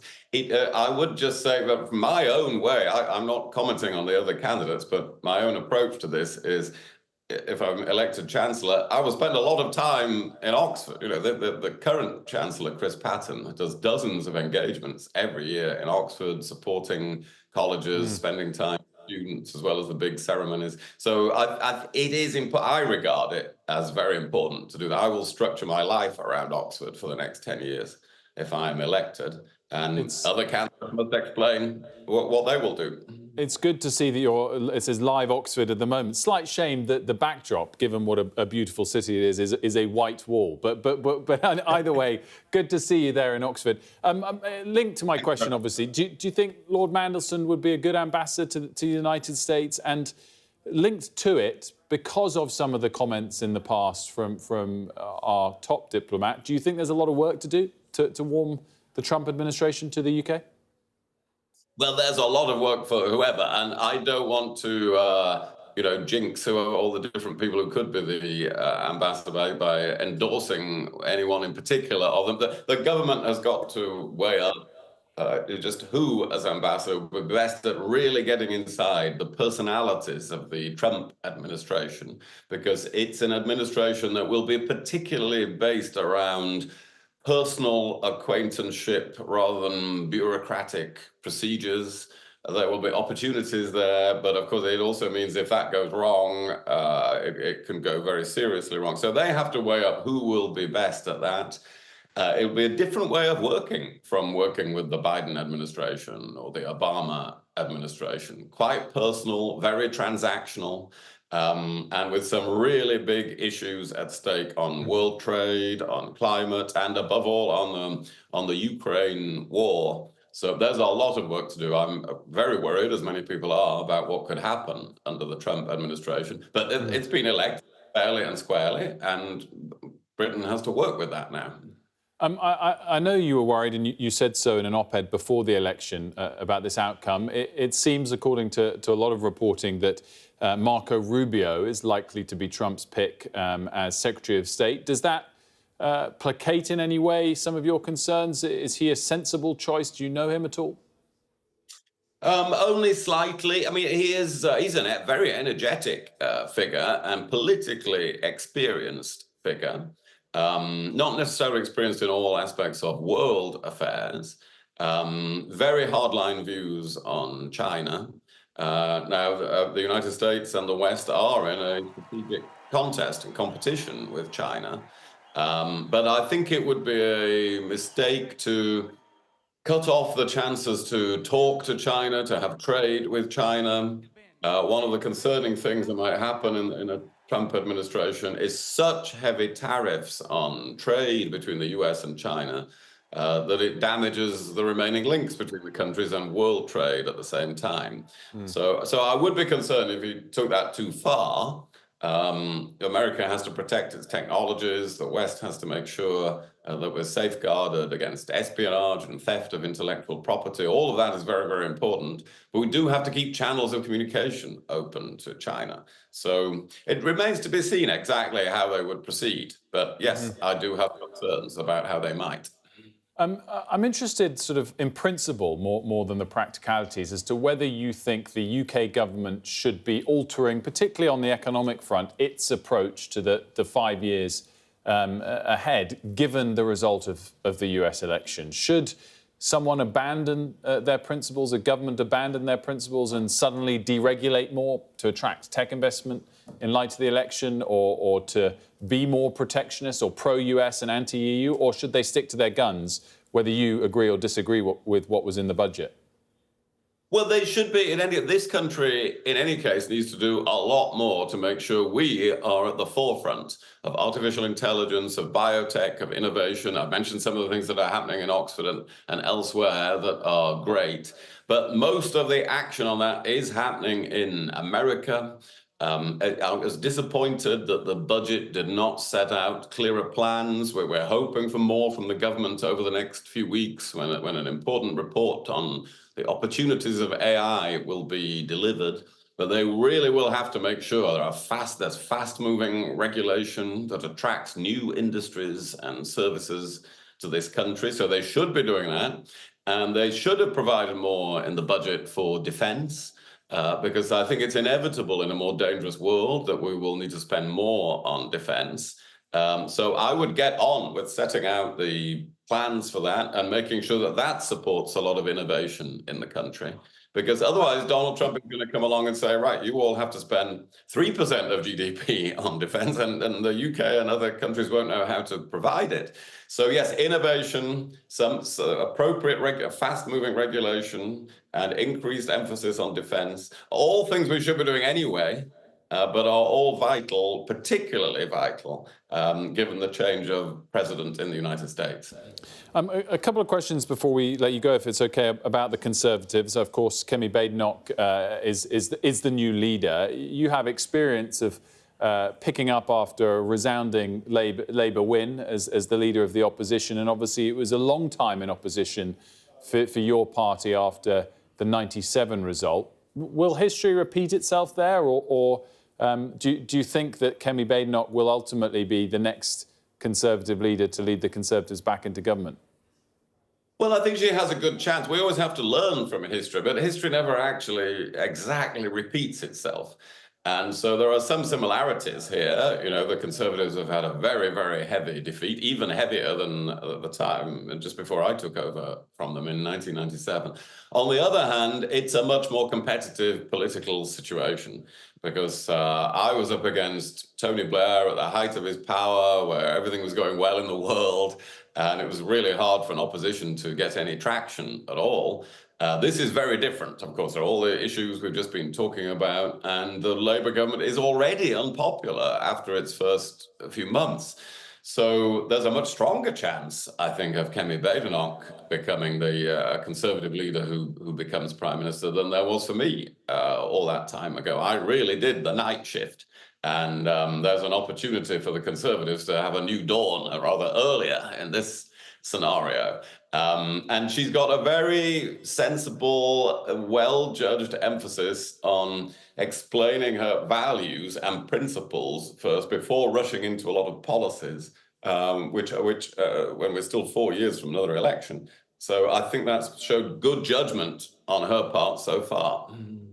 Just finally, Lord Hague, back to your pitch to be Chancellor of Oxford. I read in your pitch, you're also saying you're not adverse, luckily, to wearing the silly robes that would come with the job. I wonder, you might not be averse to it, but do you look forward to that? Is there some modernisation of the university that's needed?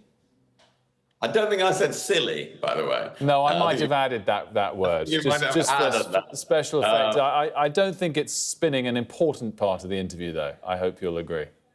No, absolutely. No, I think Oxford has to blend modernity with tradition. The traditions are great, and they remind people there's 800 years here of excellence and learning, and that you maintain the traditions to maintain everybody's awareness of that, and really great practical traditions like the tutorial system, where students spend a lot of time with their tutors who get to know them as individuals. So there's all these traditional strengths in Oxford, but it has to be at the forefront. I mentioned a lot of scientific advances and how you combine science with ethics and philosophy and language and history.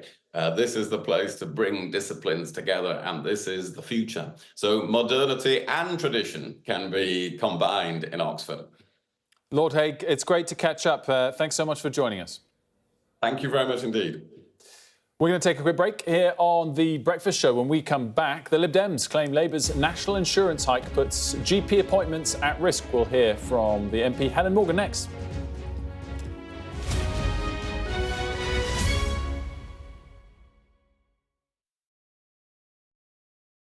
There's always more to the news than a headline.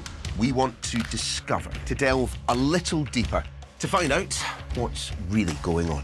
Explanation, analysis, the people at the heart of every story.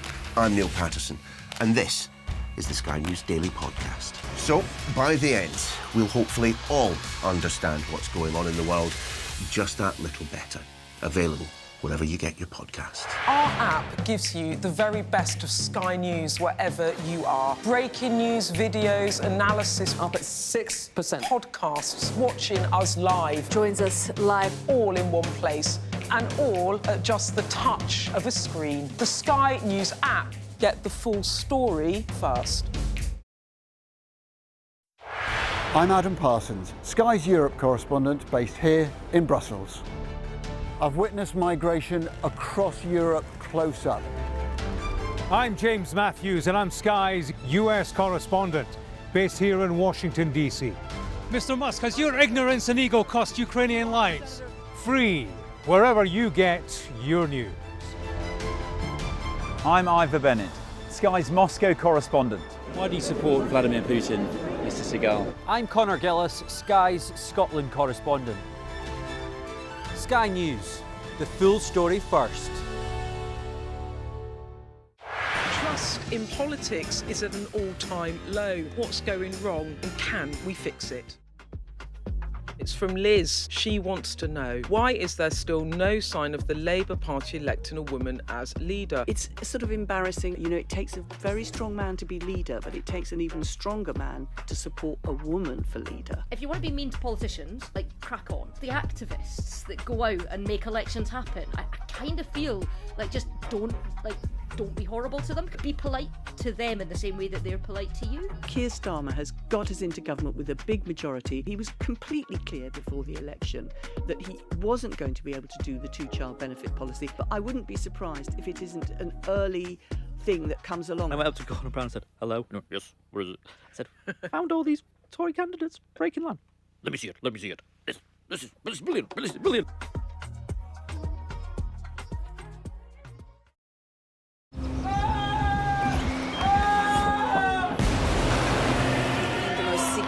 Day of this conflict. They keep telling us that they want aid. And this is what's left of it. Tanks, heavy vehicle. Why only in America? People want their country to work. Just want a job in a normal life. Why are these homes empty? I want you to be honest with people. That has happened within minutes. Sky News, the full story first. Free wherever you get your news.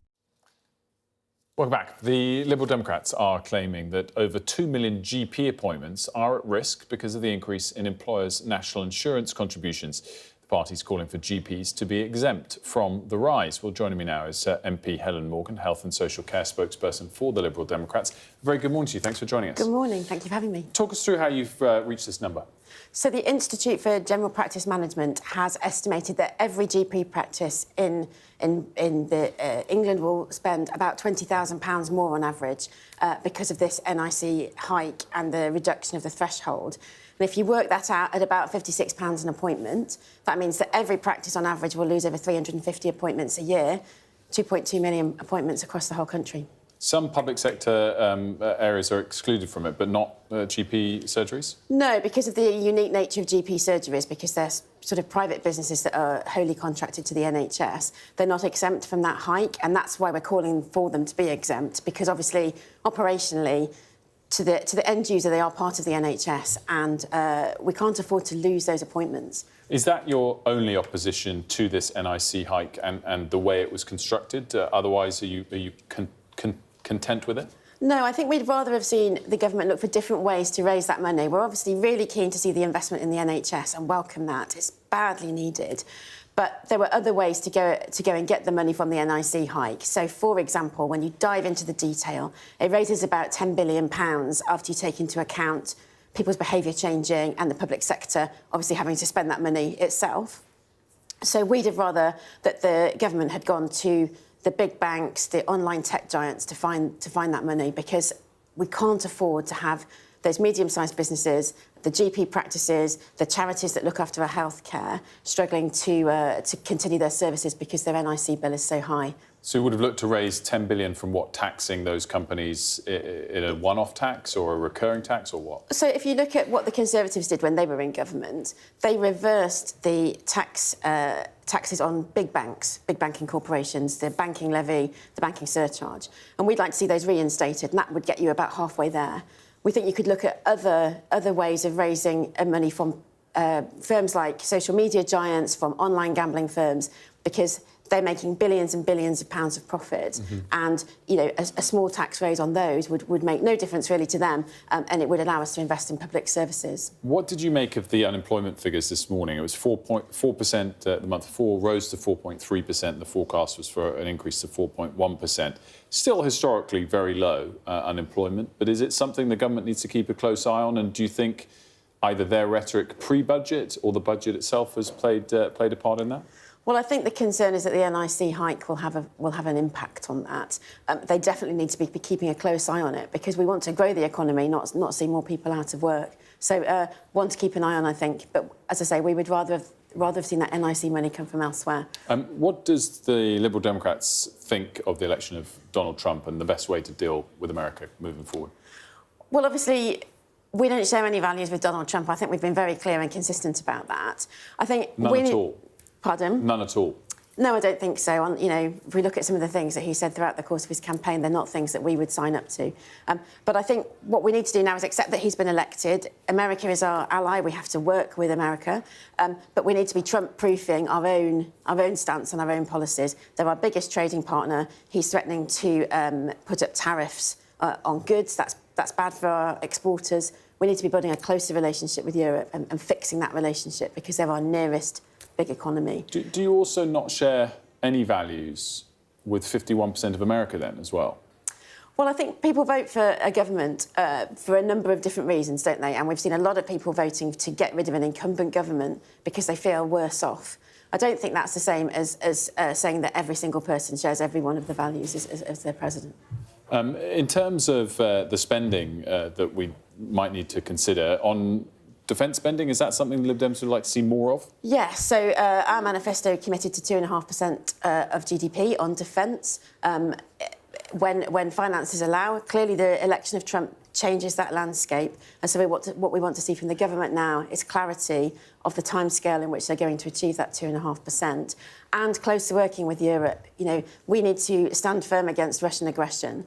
Trump has been flaky on that problem, and so it's really important that we work closely with Europe. We have a good timeline to get to that 2.5%. How are you going to vote in the assisted dying bill? So it's a free vote for Liberal Democrats. And I know the detail of the bill was published late last night, and I haven't digested all of that yet. My inclination is to support it, but I remain very concerned that people will feel that they don't have a choice because of poor palliative care or because of poor social care. And they might feel as if they're burdening their close relatives. So I'm still making my mind up. I am inclined to support it, but it is not a party political matter for us. Is the timeline a bit rushed? Should you be given more time to consider this and get views of both sides, the votes, you know, end of the month? I mean, potentially it would have been nice to see this done on government time rather than through a private member's bill, I think. But nonetheless, you know, the arguments are well rehearsed. They've been practiced for a long time.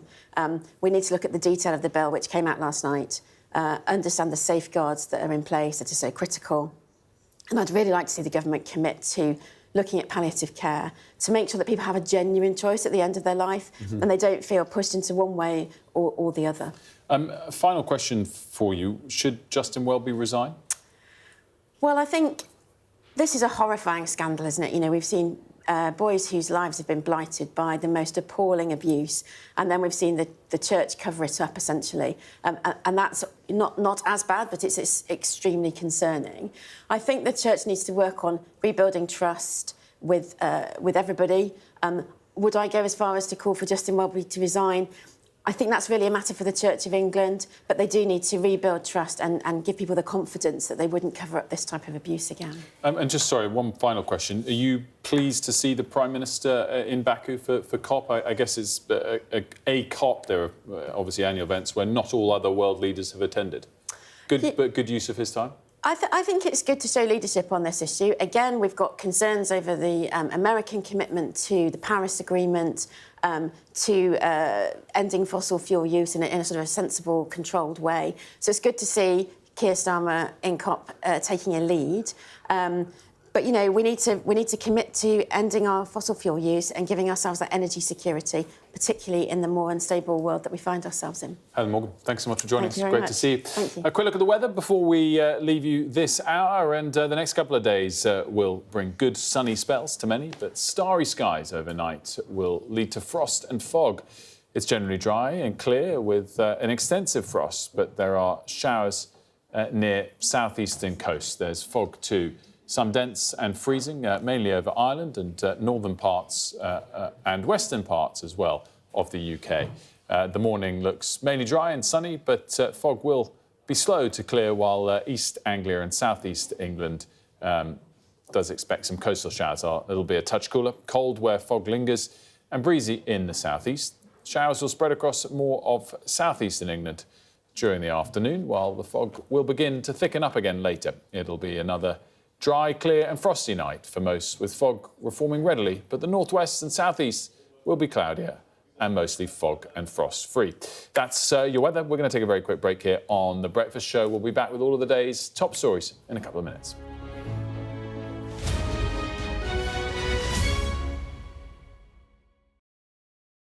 We arrive.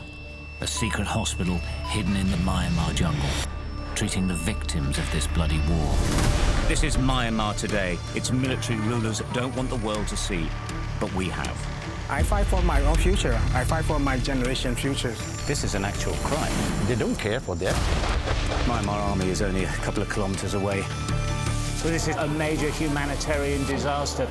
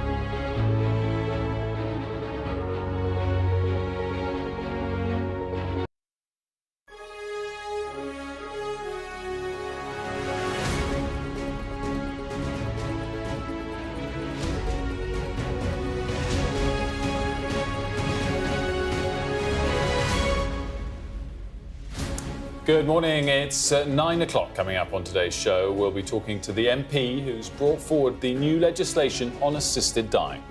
Former Tory leader Lord Hague gives us his thoughts about why his party could be experiencing a golden dawn under Kemi Badenoch. And the Royal Chester is set to play in the fight to save some of the world's most threatened animal species. It's Tuesday, the 12th of November. Your headlines.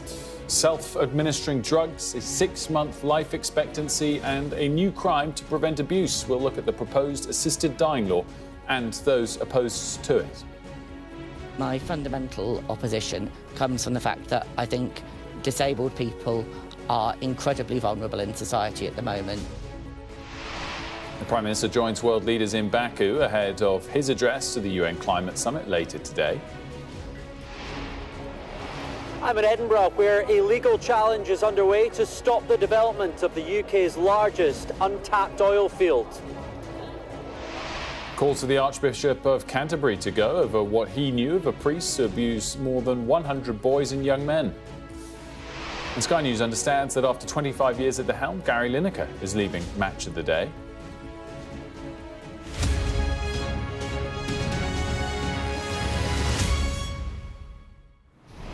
A very good morning to you. Our top story, legislation that would legalise assisted dying, will go before MPs in Parliament this month. The bill would require patients to self-administer end-of-life drugs and have a life expectancy of no more than 6 months. It would also create a new crime, punishable with up to 14 years in jail for coercing someone to end their life in this way. Our health correspondent Ashish Joshi has this report. I'm really passionately opposed to assisted suicide because I know what it feels like to be treated like a burden. Jamie is voicing his own fears as the country thinks about allowing people to end their own lives.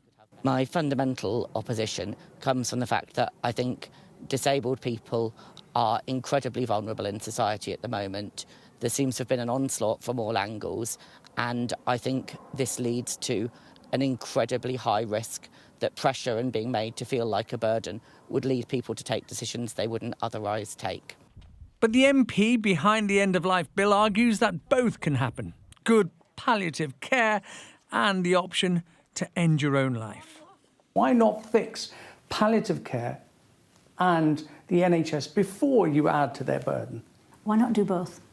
Why not give people the autonomy and the dignity and the choice that they want at the end of life and fix palliative care and sort out the challenges within the NHS? It's possible to do both, and we've got a duty to do both, actually. The details of the bill have been published. Only patients with 6 months to live can be considered.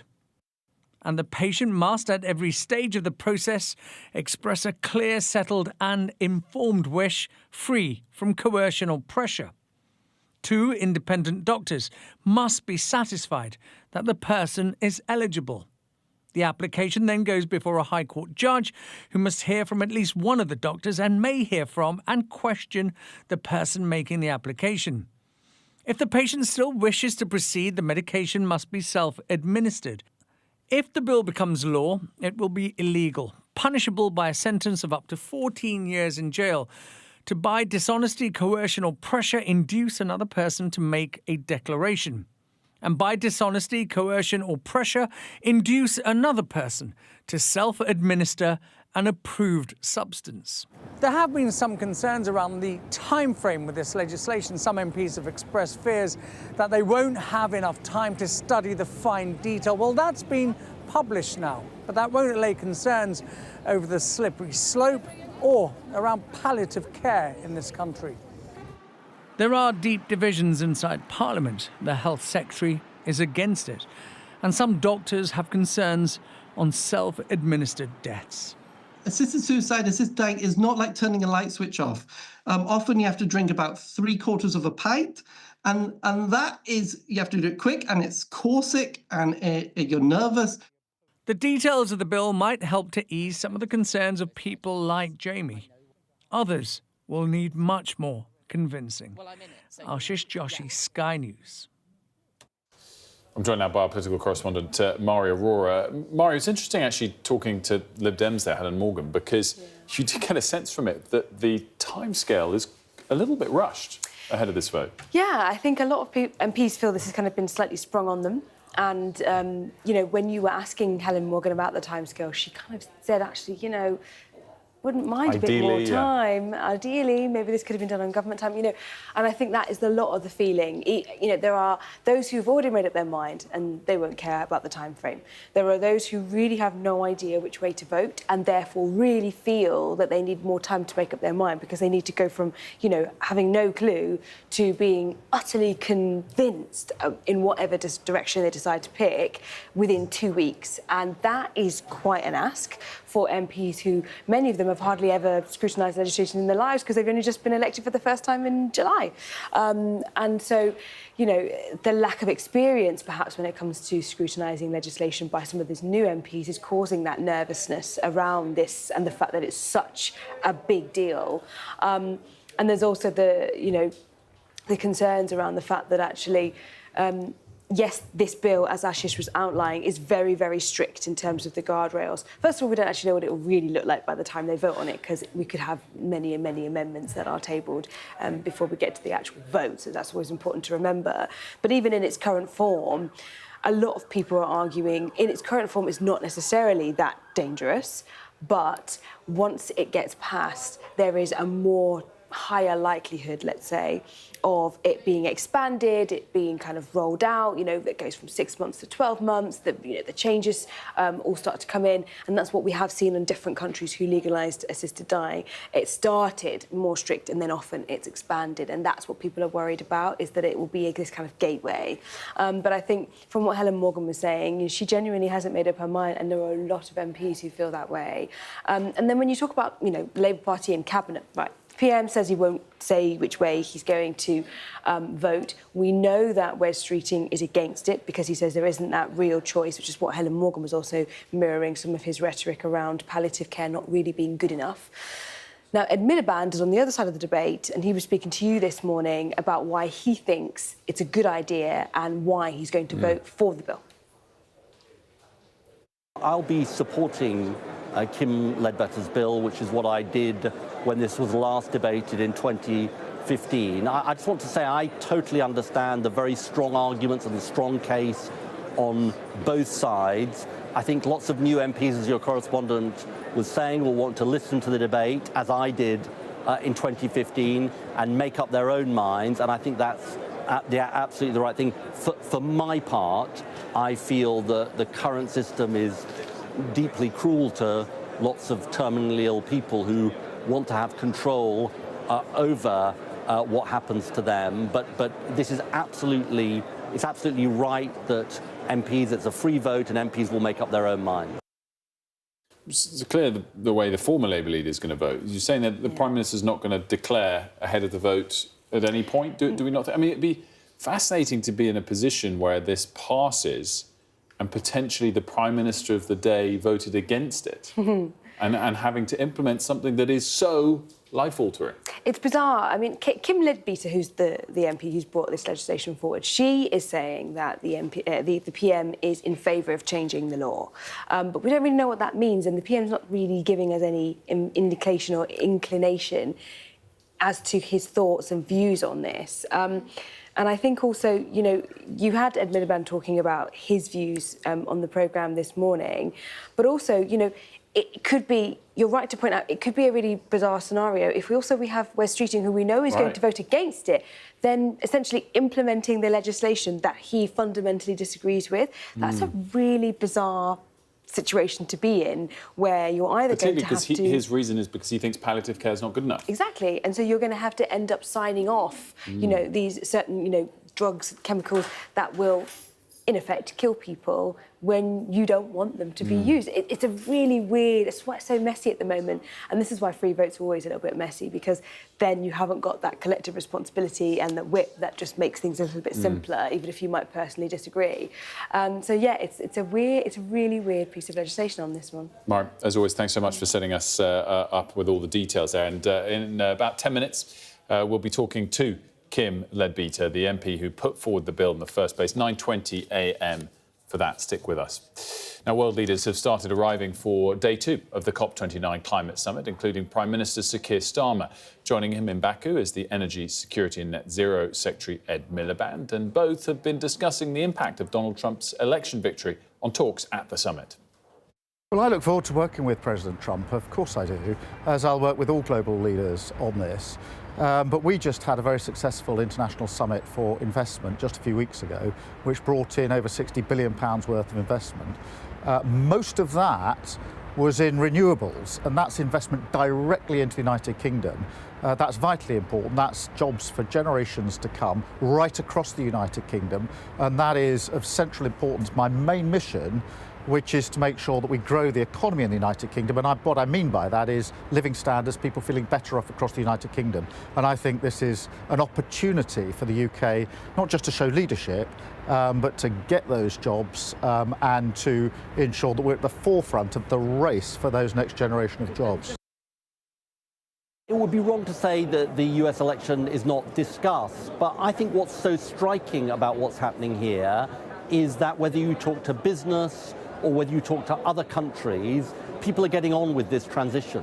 You know, this is an unstoppable transition. Obviously, what different countries, including the US, do is of absolute relevance here, but I think the overwhelming sense I get is that people are pressing on with this transition because it's in their national self-interest.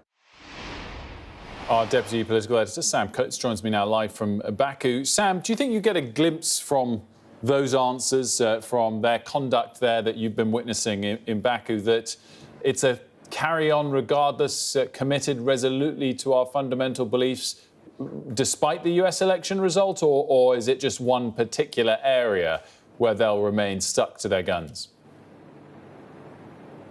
Hello from Baku Stadium, which is playing host to the COP Climate Change Summit. And bluntly, in answer to your question, Wilf, yes, I think they are carrying on. If anything, the strategy of Keir Starmer in particular is quite interesting. He isn't directly challenging, when pressed, Donald Trump's remarks about climate change being a hoax. He doesn't want to get drawn into a kind of a tit-for-tat row over the Atlantic. Donald Trump, of course, president-elect, but not here in Azerbaijan. But what Keir Starmer is doing is turning up at the Climate Change Summit here. He's one of the not very many leaders that have actually turned up. A lot of them got domestic problems and are staying away.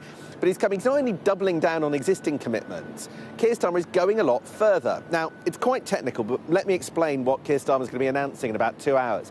He is going to say that he's going to target for the UK to reduce 81% of emissions on 1990 levels by 2035. 81% by 2035. That's a big upgrade on the UK's previous target, which was 67% by 2030. That was the target under the Tories, slightly shorter time frame, but nevertheless, what this does is it puts Britain really among the front rank of the most ambitious countries that there can be with their climate targets, with their emissions reduction targets. And that is a signal to the people here at this climate change summit that Britain will continue to take this issue very seriously. Now, anybody watching, first question is going to be, OK, well, what are we talking about? If we're going to reduce emissions, how is the UK going to do that? Will that mean curbs on meat? Will it mean curbs on what kind of heating in your house there can be? What will it mean for electric vehicles? And can I continue to buy diesel cars or petrol cars? All of that kind of thing.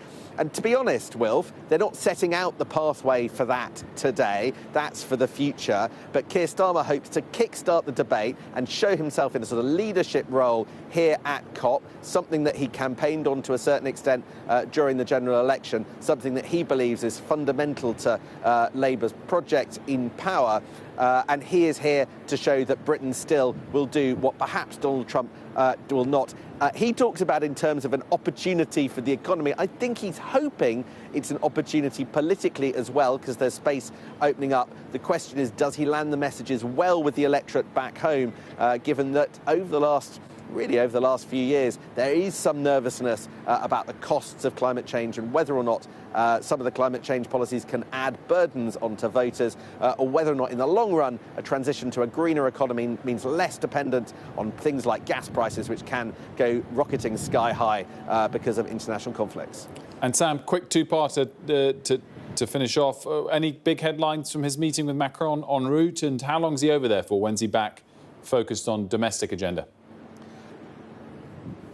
So with President Macron, they talked about Ukraine. They've been very careful not to let slip specific details of that meeting. I think that speaks to the nervousness of leaders about not upsetting Donald Trump in public as they try to plot how to stop basically Russia getting the advantage when Donald Trump comes in. Part of 2 days of whirlwind diplomacy, which ends just in about 3 hours. There'll be a press conference at 3 p.m.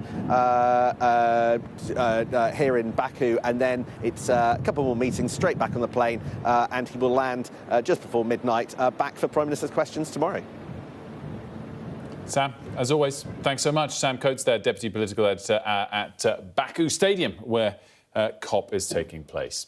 Well, as that does take place, climate protesters are campaigning in Edinburgh today. They are trying to challenge a decision to see more oil fields being tapped in the UK. Let's bring in Connor Gillis, who's got all the details for us and joins us live from Edinburgh. Connor?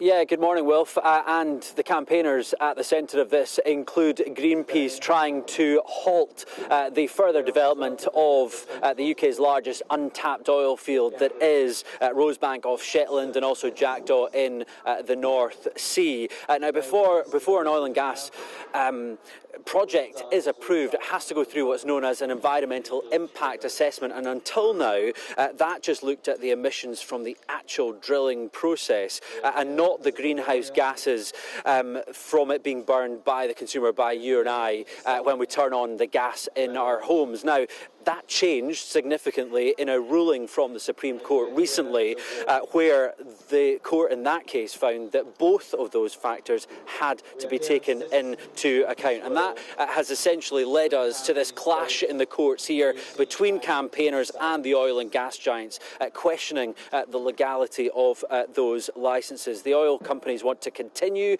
with this process because they say they're far down the tracks, and clearly it will help with energy security in this country.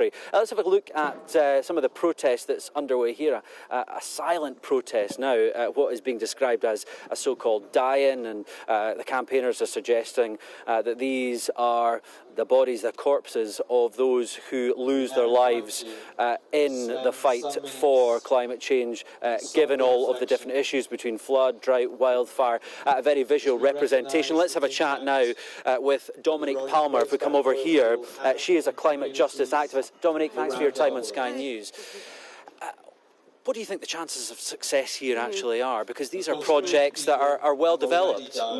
Well, we actually have a really good chance of winning this after the last decision through the Supreme Court, showing that before fossil fuel projects are decided, they have to consider the full impact on the emissions and the impact on the climate. So we actually are on the precipice right now of a massive victory for the climate, because not only will this stop Rosebank, which is the largest undeveloped oil field in the UK, but also it will set a precedent for other oil and gas projects and for fossil fuel companies, and we're really holding them accountable here.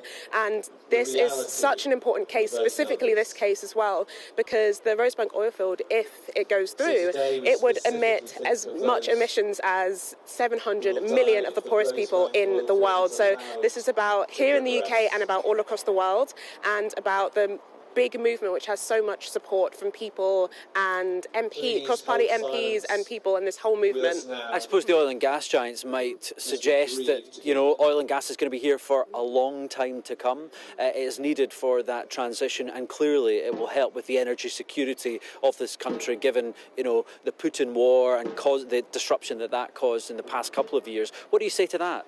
What I say to that is that the world's top climate scientists and the International Energy Agency have told us that we cannot have any new fossil fuel projects to have a livable and thriving future. If we want to have, create this sustainable future, we can transition to renewable energy, but fossil fuel companies right now are not doing that. And so we can't just trust them that they're going to transition. We have to take it to the courts, and we have to stop that right here. OK, thanks very much indeed, Dominic Palmer. That is clearly one side of the debate. We will hear from the oil and gas giants inside that court building in the coming hours. One thing to note, the oil companies are saying that clearly if there was to be disruption here, these projects are well advanced. They would cause significant problems to halt that and to change the course of the way things are going. Clearly there's a lot of heat in this debate, and this will all be thrown out in the courts in the next couple of days as the wrangling continues.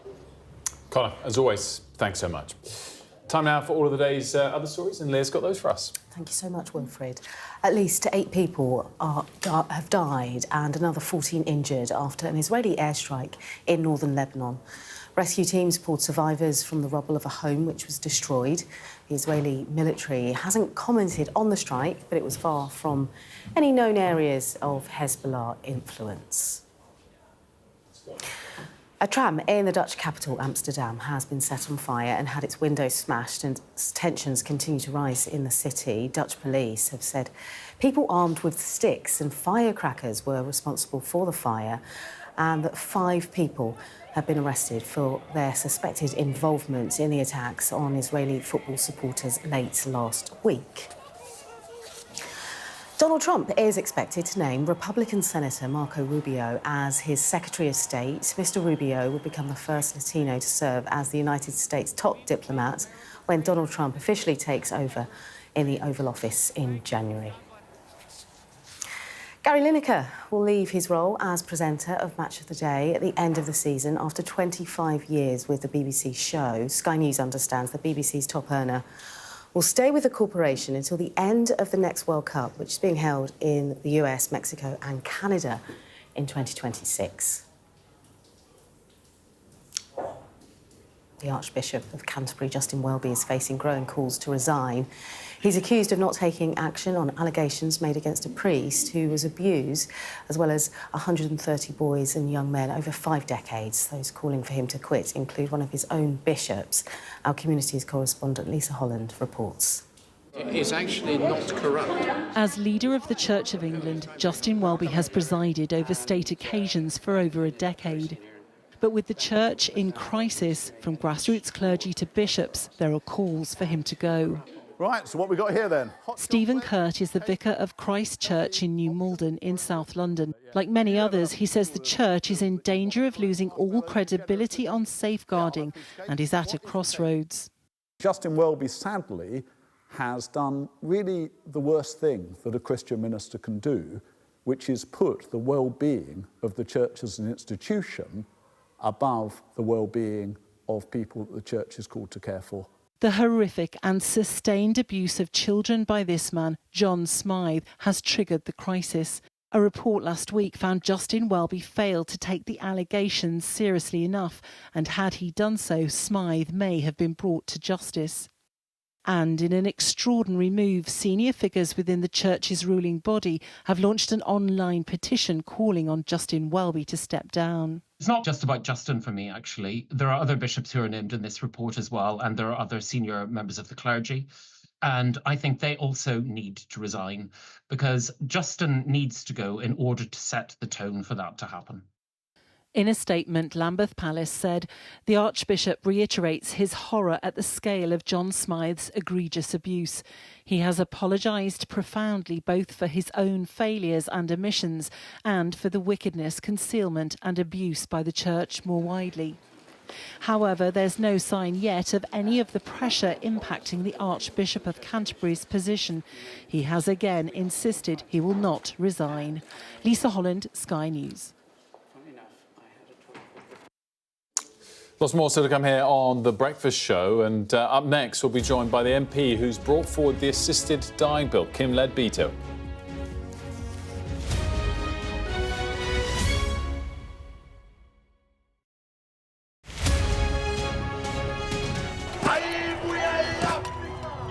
It's like a football final with only one team on the pitch. This isn't just a call to vote, but a call to remember. The freedom fought for by the African National Congress. I'm Yusra Al-Bagher, Sky's Africa correspondent based in Johannesburg, South Africa.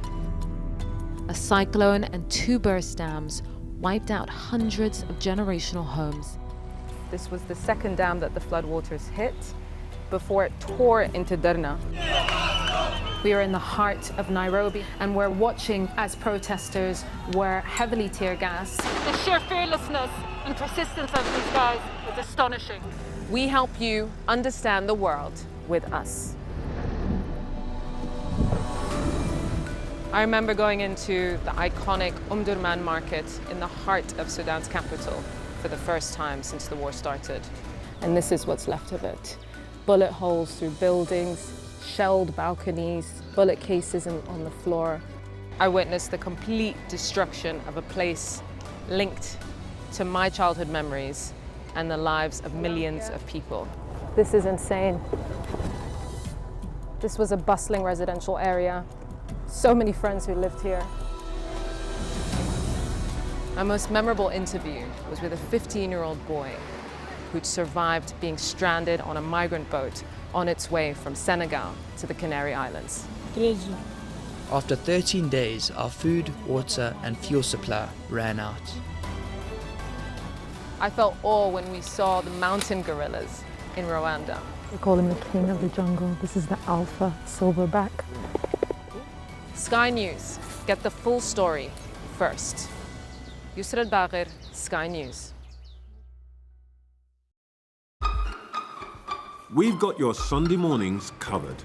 From the front page and the sounds of the streets to the voices of the people who make the major calls and big picture politics beyond Westminster. We'll put you at the heart of our story. A new start to Sunday. I'm ready. Are you? Join me, Trevor Phillips, Sunday mornings on Sky News. Play Sky News. From the Sky News Centre at 7. Now that you're up to date, we can go into a bit more detail. Things can change incredibly quickly. Taken by surprise. Have you ever known a moment like this in British politics before? Yes. Cheers. We'll start with breaking news. Let's get the latest on the ground. So, by the end, we'll hopefully all understand what's going on in the world just that little better.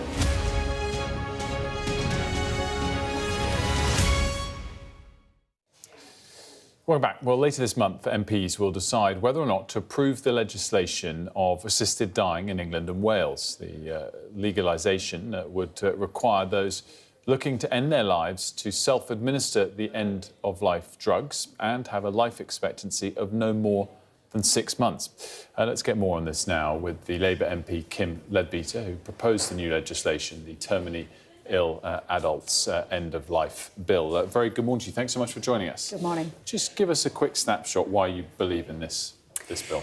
I think for me, as a parliamentarian, we have a duty to fix things that aren't right. And if I look at the status quo in terms of the law around end-of-life choices for people, it's not fit for purpose. We've got people who are having harrowing, horrible deaths because even with, in some cases, the very best palliative care, their needs cannot be met. We've also got people who are taking their own lives in really tragic circumstances. And we've got people who do have the choice of an assisted death, but only in a different country. So if they can afford to spend thousands of pounds travelling, and also doing so often prematurely while they're still well enough to do so. So if we look at that situation, of which there is no real legal framework around it, that can't be right. And I think we have got a duty as legislators to fix that situation. Let's talk about some of the safeguards that you've built into this legislation that you hope will offset some of your colleagues' concerns. One of them is that people have to have 6 months or less to live as a prerequisite. How does that get defined, and what are the checks even around that safety? Yeah, so I mean, I've consulted widely on the bill, whether that's legal professionals, whether that's medical people, palliative care experts, disability activists, but speaking to the British Medical Association and speaking to doctors with experience at the end of life, it's easier to define that period the closer someone is to death. So there are people who would want the bill to go further and look at conditions without an actual diagnosis. And I understand their frustration that the bill doesn't do that, but actually that 6 month period is much easier for medical practitioners to know when someone is approaching those final few months. And you're confident that they would be absolutely certain of that fact?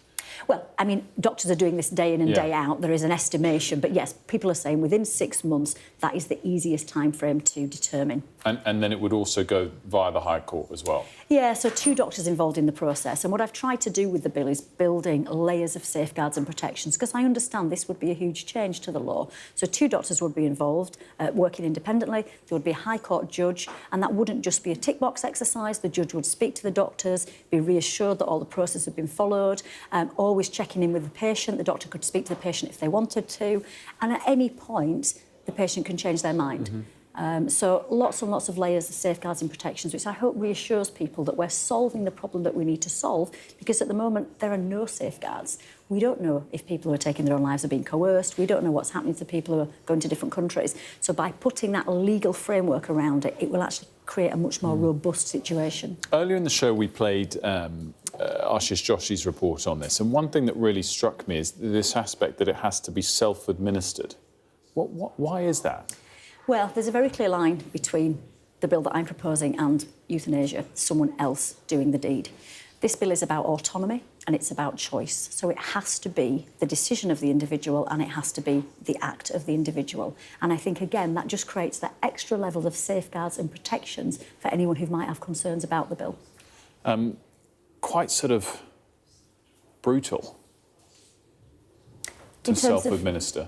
Well, by the time the patient gets to that point, they've gone through a huge process of thinking about whether this is what they want to do. And also they can change their mind at that point if they want to. Yeah. And actually, the experiences that have been described to me, it's not a brutal process. It's actually a compassionate process with loved ones around you. And that's the kind of death people want, rather than, as I've heard many stories of, hours, sometimes days of people choking to death, vomiting, and you know, horrible circumstances. Yeah. And all that these people who have got a very short period of time left to live want is that choice. Let's touch on some of the pushback that we've seen. Obviously, it's a free vote, so some of this pushback comes from your own colleagues. You, I believe, said in an earlier interview that we have some of the best palliative care around. Your own health secretary, Wes Streeting, has said, "I've come down this time on voting against the bill on the basis that I worry about palliative care, end-of-life care, not being good enough." So what's your view? I mean, that's your own health secretary that says that. Well, what I'm really pleased about is that we're having a conversation about palliative care. And I would stand by my comments. We do have some brilliant palliative care in this country, some of the best in the world. I visited my local hospice recently, and they are working and doing amazing work to help people and support people. But that doesn't mean to say there are not challenges and things that need to be solved. But actually, as I've said already, there are some people for whom, no matter how good that palliative care is, their needs cannot be met. And it's really important that we don't lose sight of their rights as well. But let's address the challenges in palliative care. I met with the Association of Palliative Medicine and I said, come back. Whatever happens with the bill, let's talk about palliative care. Let's have those conversations as well. So let's celebrate the good work that does go on, but let's make sure we have that conversation alongside this one. And there is evidence in some countries where assisted dying has been legalised that palliative care improves. And they're not mutually exclusive things. Let's have those conversations hand in hand. And the Justice Secretary saying, quote, "I feel that once you cross that line, you've crossed it forever." That sort of principle and the slippery slope argument. What's your response? I'm good friends with Shabana and I fully respect her position, and she has said as a person of faith, as a Muslim, this isn't a piece of legislation she would be able to support. And I respect that. But I have also had conversations with people of faith who have said, actually, even though I might not choose this, who am I to stop someone else having that choice? And those are actually some of the most powerful conversations I've had. So within the Cabinet, there are a range of views. The Prime Minister has been very open about his view on the issue. Informed by his work as the Director of Public Prosecutions, seeing the failings in the current legal system. And there are other people within the health team, Karen Smith, who's campaigned on this issue for 20 years and is fully supportive of a change in the law. So there are mixed views, as there should be, and as I would expect, within Parliament and on a cross-party basis as well. So has the Prime Minister indicated to you that he's going to vote in favour? Well, Keir Starmer is on record previously saying he thinks the law needs to change, and he voted in favour in 2015. But he's saying he's not at the moment going to come out either way. So, but your belief is he will vote in favour? I haven't spoken to Keir in the last few weeks, but my understanding, based on what you said previously, that he's supportive of a change in the law. Do you expect him to come out before the vote to announce which way he's going either way? I don't honestly know. I can maybe try and find out, but I don't know. I mean, the point is it's a free vote and everybody can make up their own mind and decision. And there's really interesting cross-party support. The Liberal Democrats are the only party who have party policy, and they say that assisted dying should be, the law should be changed around that. I mean, I guess the reason I come back to the point about the Prime Minister is, you know, I purposefully picked out the Health Secretary and the Justice Secretary because we might be in a position where this has to be implemented by two people who don't believe in it. Is that a problem, do you think? Because it's such an important issue. No, because, I mean, I know Shabana and I know Wes very well, and they are professional people, and they know they have a job to do, and, you know, they will support whatever decision Parliament takes, and Parliament is sovereign. So I'm not worried about that. And as I say, I think it's, you know, it's important to acknowledge there are different views across the Cabinet and across government. But, yeah, we're all elected to do our jobs, and whatever laws Parliament passes, that's our job to make sure that they're enforced. Would you have liked to have seen this done on government time and for have a bit more time between you bringing the bill out and the vote taking place? Or is everyone quite relaxed about that it's something that they've kind of already formed their views on and they've got enough time to address the bill? Yeah, no, for me, that the process is absolutely fine, and it's a very robust process. I think if we think about the issue has been debated for decades, so it's not a new issue. I think most MPs, even those who got elected this time, know that this is an issue which was going to come before Parliament at some point. The 29th of November, when we have the second reading, is the start of the parliamentary process. So it will then go into Bill Committee, there will be a third reading, there will be a report stage, it will go to the House of Lords. So there's a long period of probably at least 6 months of debate and scrutiny. And then there will also be a period of implementation. So this change, if it does happen, and I do hope it does, for those people who deserve this choice and the right, it will be a matter of maybe, it could be a couple of years. Obviously, because it's a free vote, there's sort of not the info that the whips might have as normal. Do you have any idea of which way it's going to go? Do you think it's likely to pass? I don't, to be honest. I mean, I've been very much focused on getting the bill drafted. Yeah. That's been the real priority for me. But I'm certainly having lots of conversations with people. I think there's a feeling in Parliament of general acknowledging that something needs to change. And if we look at the stories that I've spoken about this morning, we'll all have constituents who've had horrible deaths and either gone to another country or people who've taken their own lives and so forth. So I think we know there's a problem. I hope that the bill now reassures people who believe in this change in principle that the safeguards are in place there so we can do this in the right way that it should be done. But we'll see what happens on the 29th. Just finally, I mean, it's such a divisive issue, or at least the views each side have are very strongly held opinions. But at the same time, it doesn't feel like, for example, Brexit did, where everyone's attacking everyone and no one can see sense in the other person's argument. It's quite an interesting topic in that sense. It's very strongly held opinions, but people can almost understand both sides regardless of which side they're on. Yeah, I think that's a really good observation. And one of the things I was really keen to do when I chose to put the bill forward was try and facilitate a robust but a compassionate and a respectful debate. And I think for the large part, that has played out.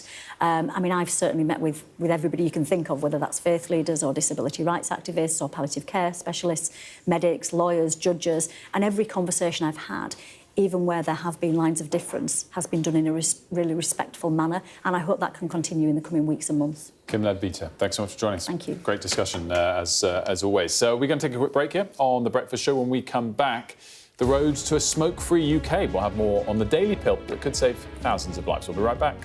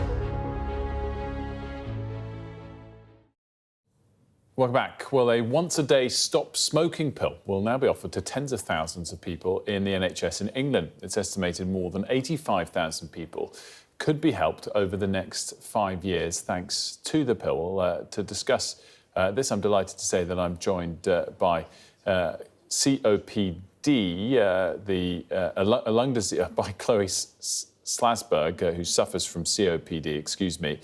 And also here with us is the Chief Executive of Asthma and Lung UK, Sarah Sleet. A very good morning to you both. I'm sorry for the intro there, Chloe. Sarah, I'll start just with you. Just break down what this pill is. It's been around for some time. It was around and available in a slightly different form until about 3 or 4 years ago, and then it was withdrawn because there was a couple of issues with it. It's now back in a reformulated version, proved safe, and it's a real game changer for smoking cessation. And how does it work? How does it encourage you to It basically drives down cravings and the need for nicotine. Nicotine is one of the most addictive substances we know of, and it drives down that craving and addiction. Chloe, is this something that you welcome? Are you keen to try it? Very much so. Thankfully, I'm an ex-smoker now, although I did try everything to give up, including Champix, which I think this was originally.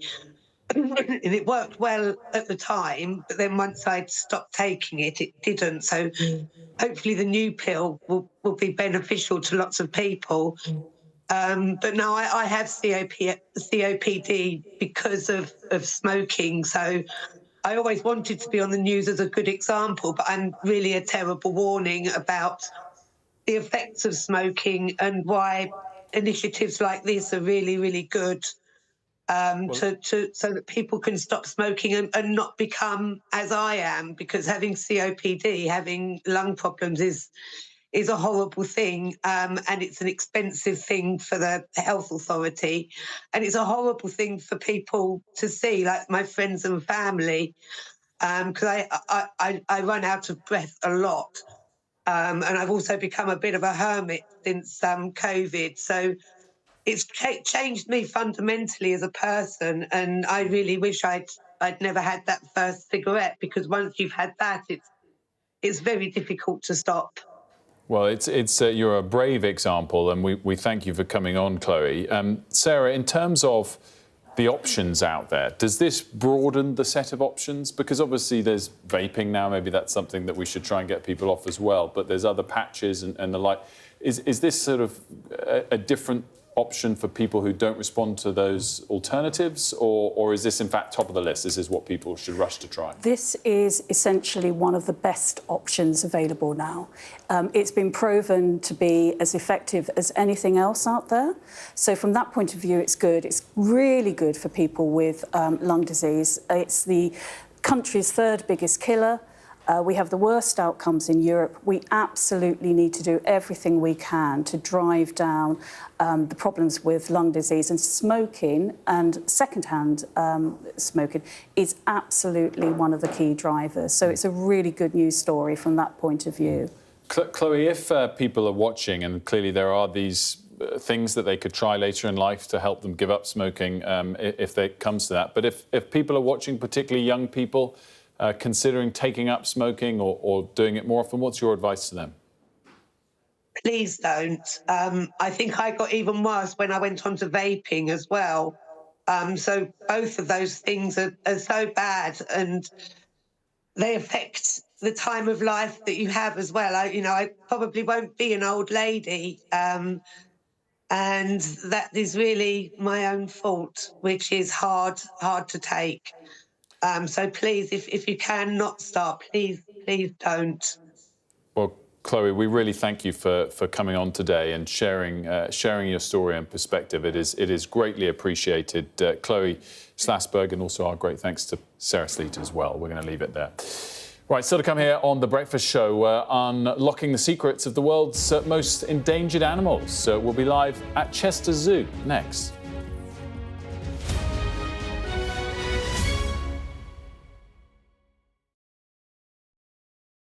There's always more to the news than a headline. We want to discover, to delve a little deeper To find out what's really going on. Explanation, analysis, the people at the heart of every story. I'm Neil Patterson, and this is the Sky News Daily Podcast. So, by the end, we'll hopefully all understand what's going on in the world just that little better. Available wherever you get your podcasts. Our app gives you the very best of Sky News wherever you are. Breaking news, videos, analysis, up at 6%. Podcasts, watching us live. Joins us live, all in one place, and all at just the touch of a screen. The Sky News app. Get the full story first. I'm Adam Parsons, Sky's Europe correspondent based here in Brussels. I've witnessed migration across Europe close up. I'm James Matthews and I'm Sky's US correspondent based here in Washington, D.C. Mr. Musk, has your ignorance and ego cost Ukrainian lives? Free, wherever you get your news. I'm Ivor Bennett, Sky's Moscow correspondent. Why do you support Vladimir Putin, Mr. Seagal? I'm Conor Gillis, Sky's Scotland correspondent. Sky News, the full story first. Trust in politics is at an all-time low. What's going wrong and can we fix it? It's from Liz. She wants to know, why is there still no sign of the Labour Party electing a woman as leader? It's sort of embarrassing. You know, it takes a very strong man to be leader, but it takes an even stronger man to support a woman for leader. If you want to be mean to politicians, like, crack on. The activists that go out and make elections happen, I kind of feel like just don't be horrible to them. Be polite to them in the same way that they're polite to you. Keir Starmer has got us into government with a big majority. He was completely clear before the election that he wasn't going to be able to do the two-child benefit policy, but I wouldn't be surprised if it isn't an early thing that comes along. I went up to Gordon Brown and said, hello. No, yes, where is it? I said, found all these Tory candidates breaking land. Let me see it. This is brilliant.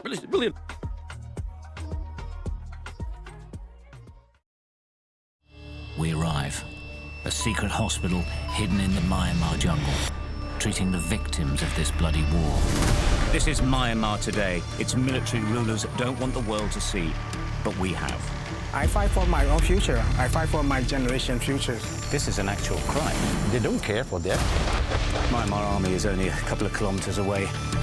So this is a major humanitarian disaster.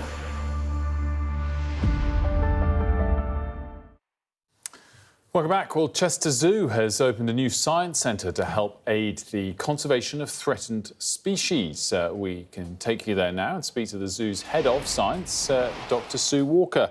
Thanks so much for joining us, Dr. Walker. So tell us how exactly you guys at Chester Zoo can help the world's most endangered species. Yeah, absolutely. We've actually invested in science for quite a long time, probably over 20 years. We've done huge amounts of science kind of behind the scenes at the zoo. But over the last few years, we've made a real investment in our staff and actually in our facilities and in our infrastructure and the science that we can do. And that's the result of our new building, which is the International Centre for Zoo Science. And in that building, in particular, we do a lot of wildlife reproduction. So we look at kind of when animals are pregnant, when they might be cycling, when you want to pair the male and the female together. We look at reproductive health. So huge amounts of work trying to understand, in particularly understudied species. And so that's at the heart of it, is it that you're able to breed in captivity these endangered species? Is the plan then to release them back into the wild, or is that too challenging for some species? I think it varies from species to species. So part of our goal as a conservation zoo is really to maintain populations, maintain healthy genetic populations, and make sure that we're kind of getting that balance right, and then participate in reintroductions if it's appropriate. So in some cases, yes, we absolutely will do that. And what type of species are we talking about here? One of the ones that we've worked with for quite a long time is the eastern black rhino. So we have a very long program of working with them, understanding their reproductive biology, their reproductive health. And we've had great success over the past 15 years breeding eastern black rhinos. And the other thing that we've done as well is we were asked by our colleagues in Kenya to come help them look at the tools and technology that we have actually designed and built here and see if we can actually put that into the field and understand reproduction of some of the wild animals as well. Have you then released these? I mean, I can see why you wouldn't want to. We're looking at pictures of a baby, one of these rhinos now, and have you been able to release these back into the wild or not? Yeah, absolutely. So they're as part of the European breeding program. There was a release a few years ago into Rwanda from some of the animals that we have cared for here at European zoos. Just a quick one from me. It's Leah here in the studio. I've spent many years going to Chester Zoo. I remember Enzo's first, second, third birthday going. I just wonder, this type of investment in the zoo, what it does to get numbers flowing through the gates, what it means to the zoo, essentially, at heart. Yeah, absolutely. I think a lot of the things that happen at the zoo sometimes are behind the scenes that the visitors don't see. So this building itself isn't open to the public. It's really here to support and care for the animals. And our purpose really is to kind of invest in making sure we're spending our resources wisely. So what we can do is produce evidence to make really wise decisions around our breeding programs. And really what that does then is make sure we're playing our role in conservation. And overall, when a visitor comes, what they're seeing is, healthy, genetically stable populations. And that's where our role comes in. And then just looking to the future, I guess this is a real boost for Chester Zoo. But how do you work with other zoos around the country to make sure the right investment is going to the right places? Yeah, it's a really good question. So I think probably most people aren't aware of how collaborative zoos actually are. So zoos work on a European and actually a global level. So sometimes when you come to our zoo, you might see a black rhino, but actually that eastern black rhino might have actually been in another European zoo a couple of months before that, but you might not be aware of that. So we regularly speak with each other. We regularly talk about these animals and these populations and do exchanges. And the other thing that we're starting to get into that's part of the investment in this field is also looking at biobanking. So we're looking at cryopreservation of sperm, we're looking at cryopreservation of tissues, and how we can move genetics around and save genetics for the future through cryopreservation. So we're really on the cutting edge. Dr. Sue Walker, thank you so much for joining us. Thank you very much. We have a few minutes left before we leave you. Mari's back as well, joining Leah and I here. Well, we've got to talk about the politics, but some pretty sweet pictures there. I was dying. Those little rhinos, oh my goodness. So cute. Very, very sweet indeed. But anyway, we have to pivot to the very sweet Lord Hague. No, but actually a couple of interviews to touch on a little bit, Lord Hague and also Kim Leadbeater. Let's listen quickly to what Lord Hague had to say about the new Tory leader. There's a much stronger chance, I think, of Kemi Badenoch becoming the Conservative leader who becomes Prime Minister than there was for me all that time ago. I really did the night shift. And there's an opportunity for the Conservatives to have a new dawn rather earlier in this scenario. And she's got a very sensible, well-judged emphasis on explaining her values and principles first before rushing into a lot of policies. Mari, I wonder what you thought about that, because, he's obviously an older statesman. He knows what it's like to be opposition leader. But that sort of snapshot that he had there isn't standalone. I guess people look at the polls and it's possible she could survive the 5 years, which I guess a lot of people might not have thought back in July, whoever was going to take over. Yeah, I think you're right. I think that a lot of Tories are taking a bit of heart in some of the messiness of the first few months of the Labour government and the kind of nosediving of Keir Starmer's poll rating as a politician as well, and the fact that actually the Labour Party also has kind of fallen in the polls. And so I think people feel that there is an, albeit small, but a window of opportunity for the Conservatives in the way that they potentially weren't really expecting 6 months ago. So you can see that argument. I would just say, let's take that with a pinch of salt. I think the public are still... 4.5 years is a long time. It's a long time. A lot can happen in that time. A lot of mistakes can be made in that time. And public opinion can shift very, very quickly in either direction. And actually, if Labour end up doing a decent job at certain kind of cornerstone policy areas that they see as the most important. So really immigration, cost of living and living standards. You could see a world in which their poll ratings start to pick up again. And so I think it's quite difficult to be able to predict at this point when it is really so far away into the next general election. But you can understand why Lord Hague was saying what he was, because actually, in some ways, Labour have not got off to the best start, and they are probably frustrated by that. But I think nonetheless, the amount of pain that we saw under the Conservatives with Partygate, I think, is still quite fresh. Yeah, oh, absolutely, absolutely. Long way to go. I also thought his views, by the way, on Marco Rubio are interesting, potentially the next Secretary of State. I know Gareth has more on that and all the day's other top stories on Sky News Today. Up next.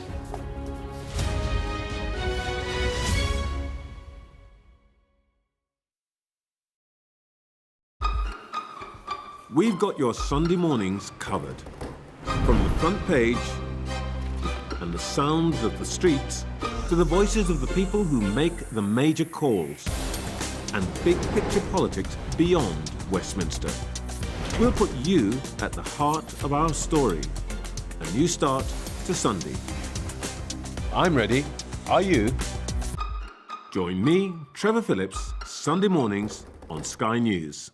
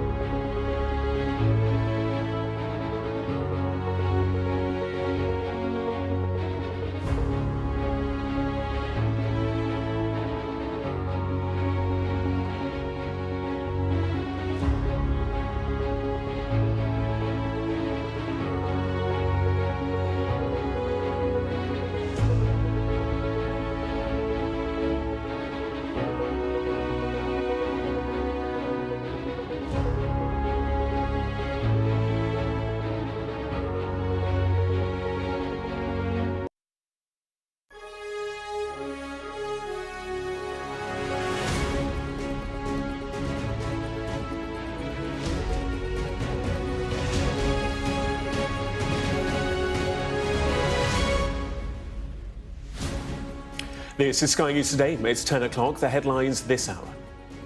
The strictest protections against coercion. Controversial proposals to legalise assisted dying in England and Wales are revealed. Climate Summit. The Prime Minister joins world leaders with a big announcement on emissions to help save the planet.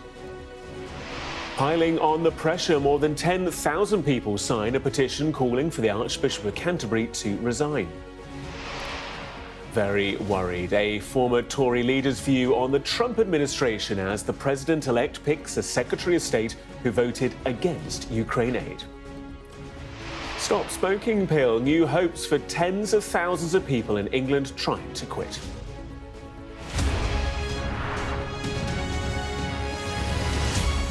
Very good morning to you. The Prime Minister says Labour MPs must make up their own mind on whether they'll vote in favour of making assisted dying legal. Details of the proposed law have been revealed and it's due to have its first debate by MPs later this month. Only terminally ill adults with less than 6 months to live would be able to qualify. It would also create a new crime, punishable with up to 14 years in jail, for coercing someone to end their life this way. Our health correspondent Ashish Joshi has the details. I'm really passionately opposed to assisted suicide because I know what it feels like to be treated like a burden.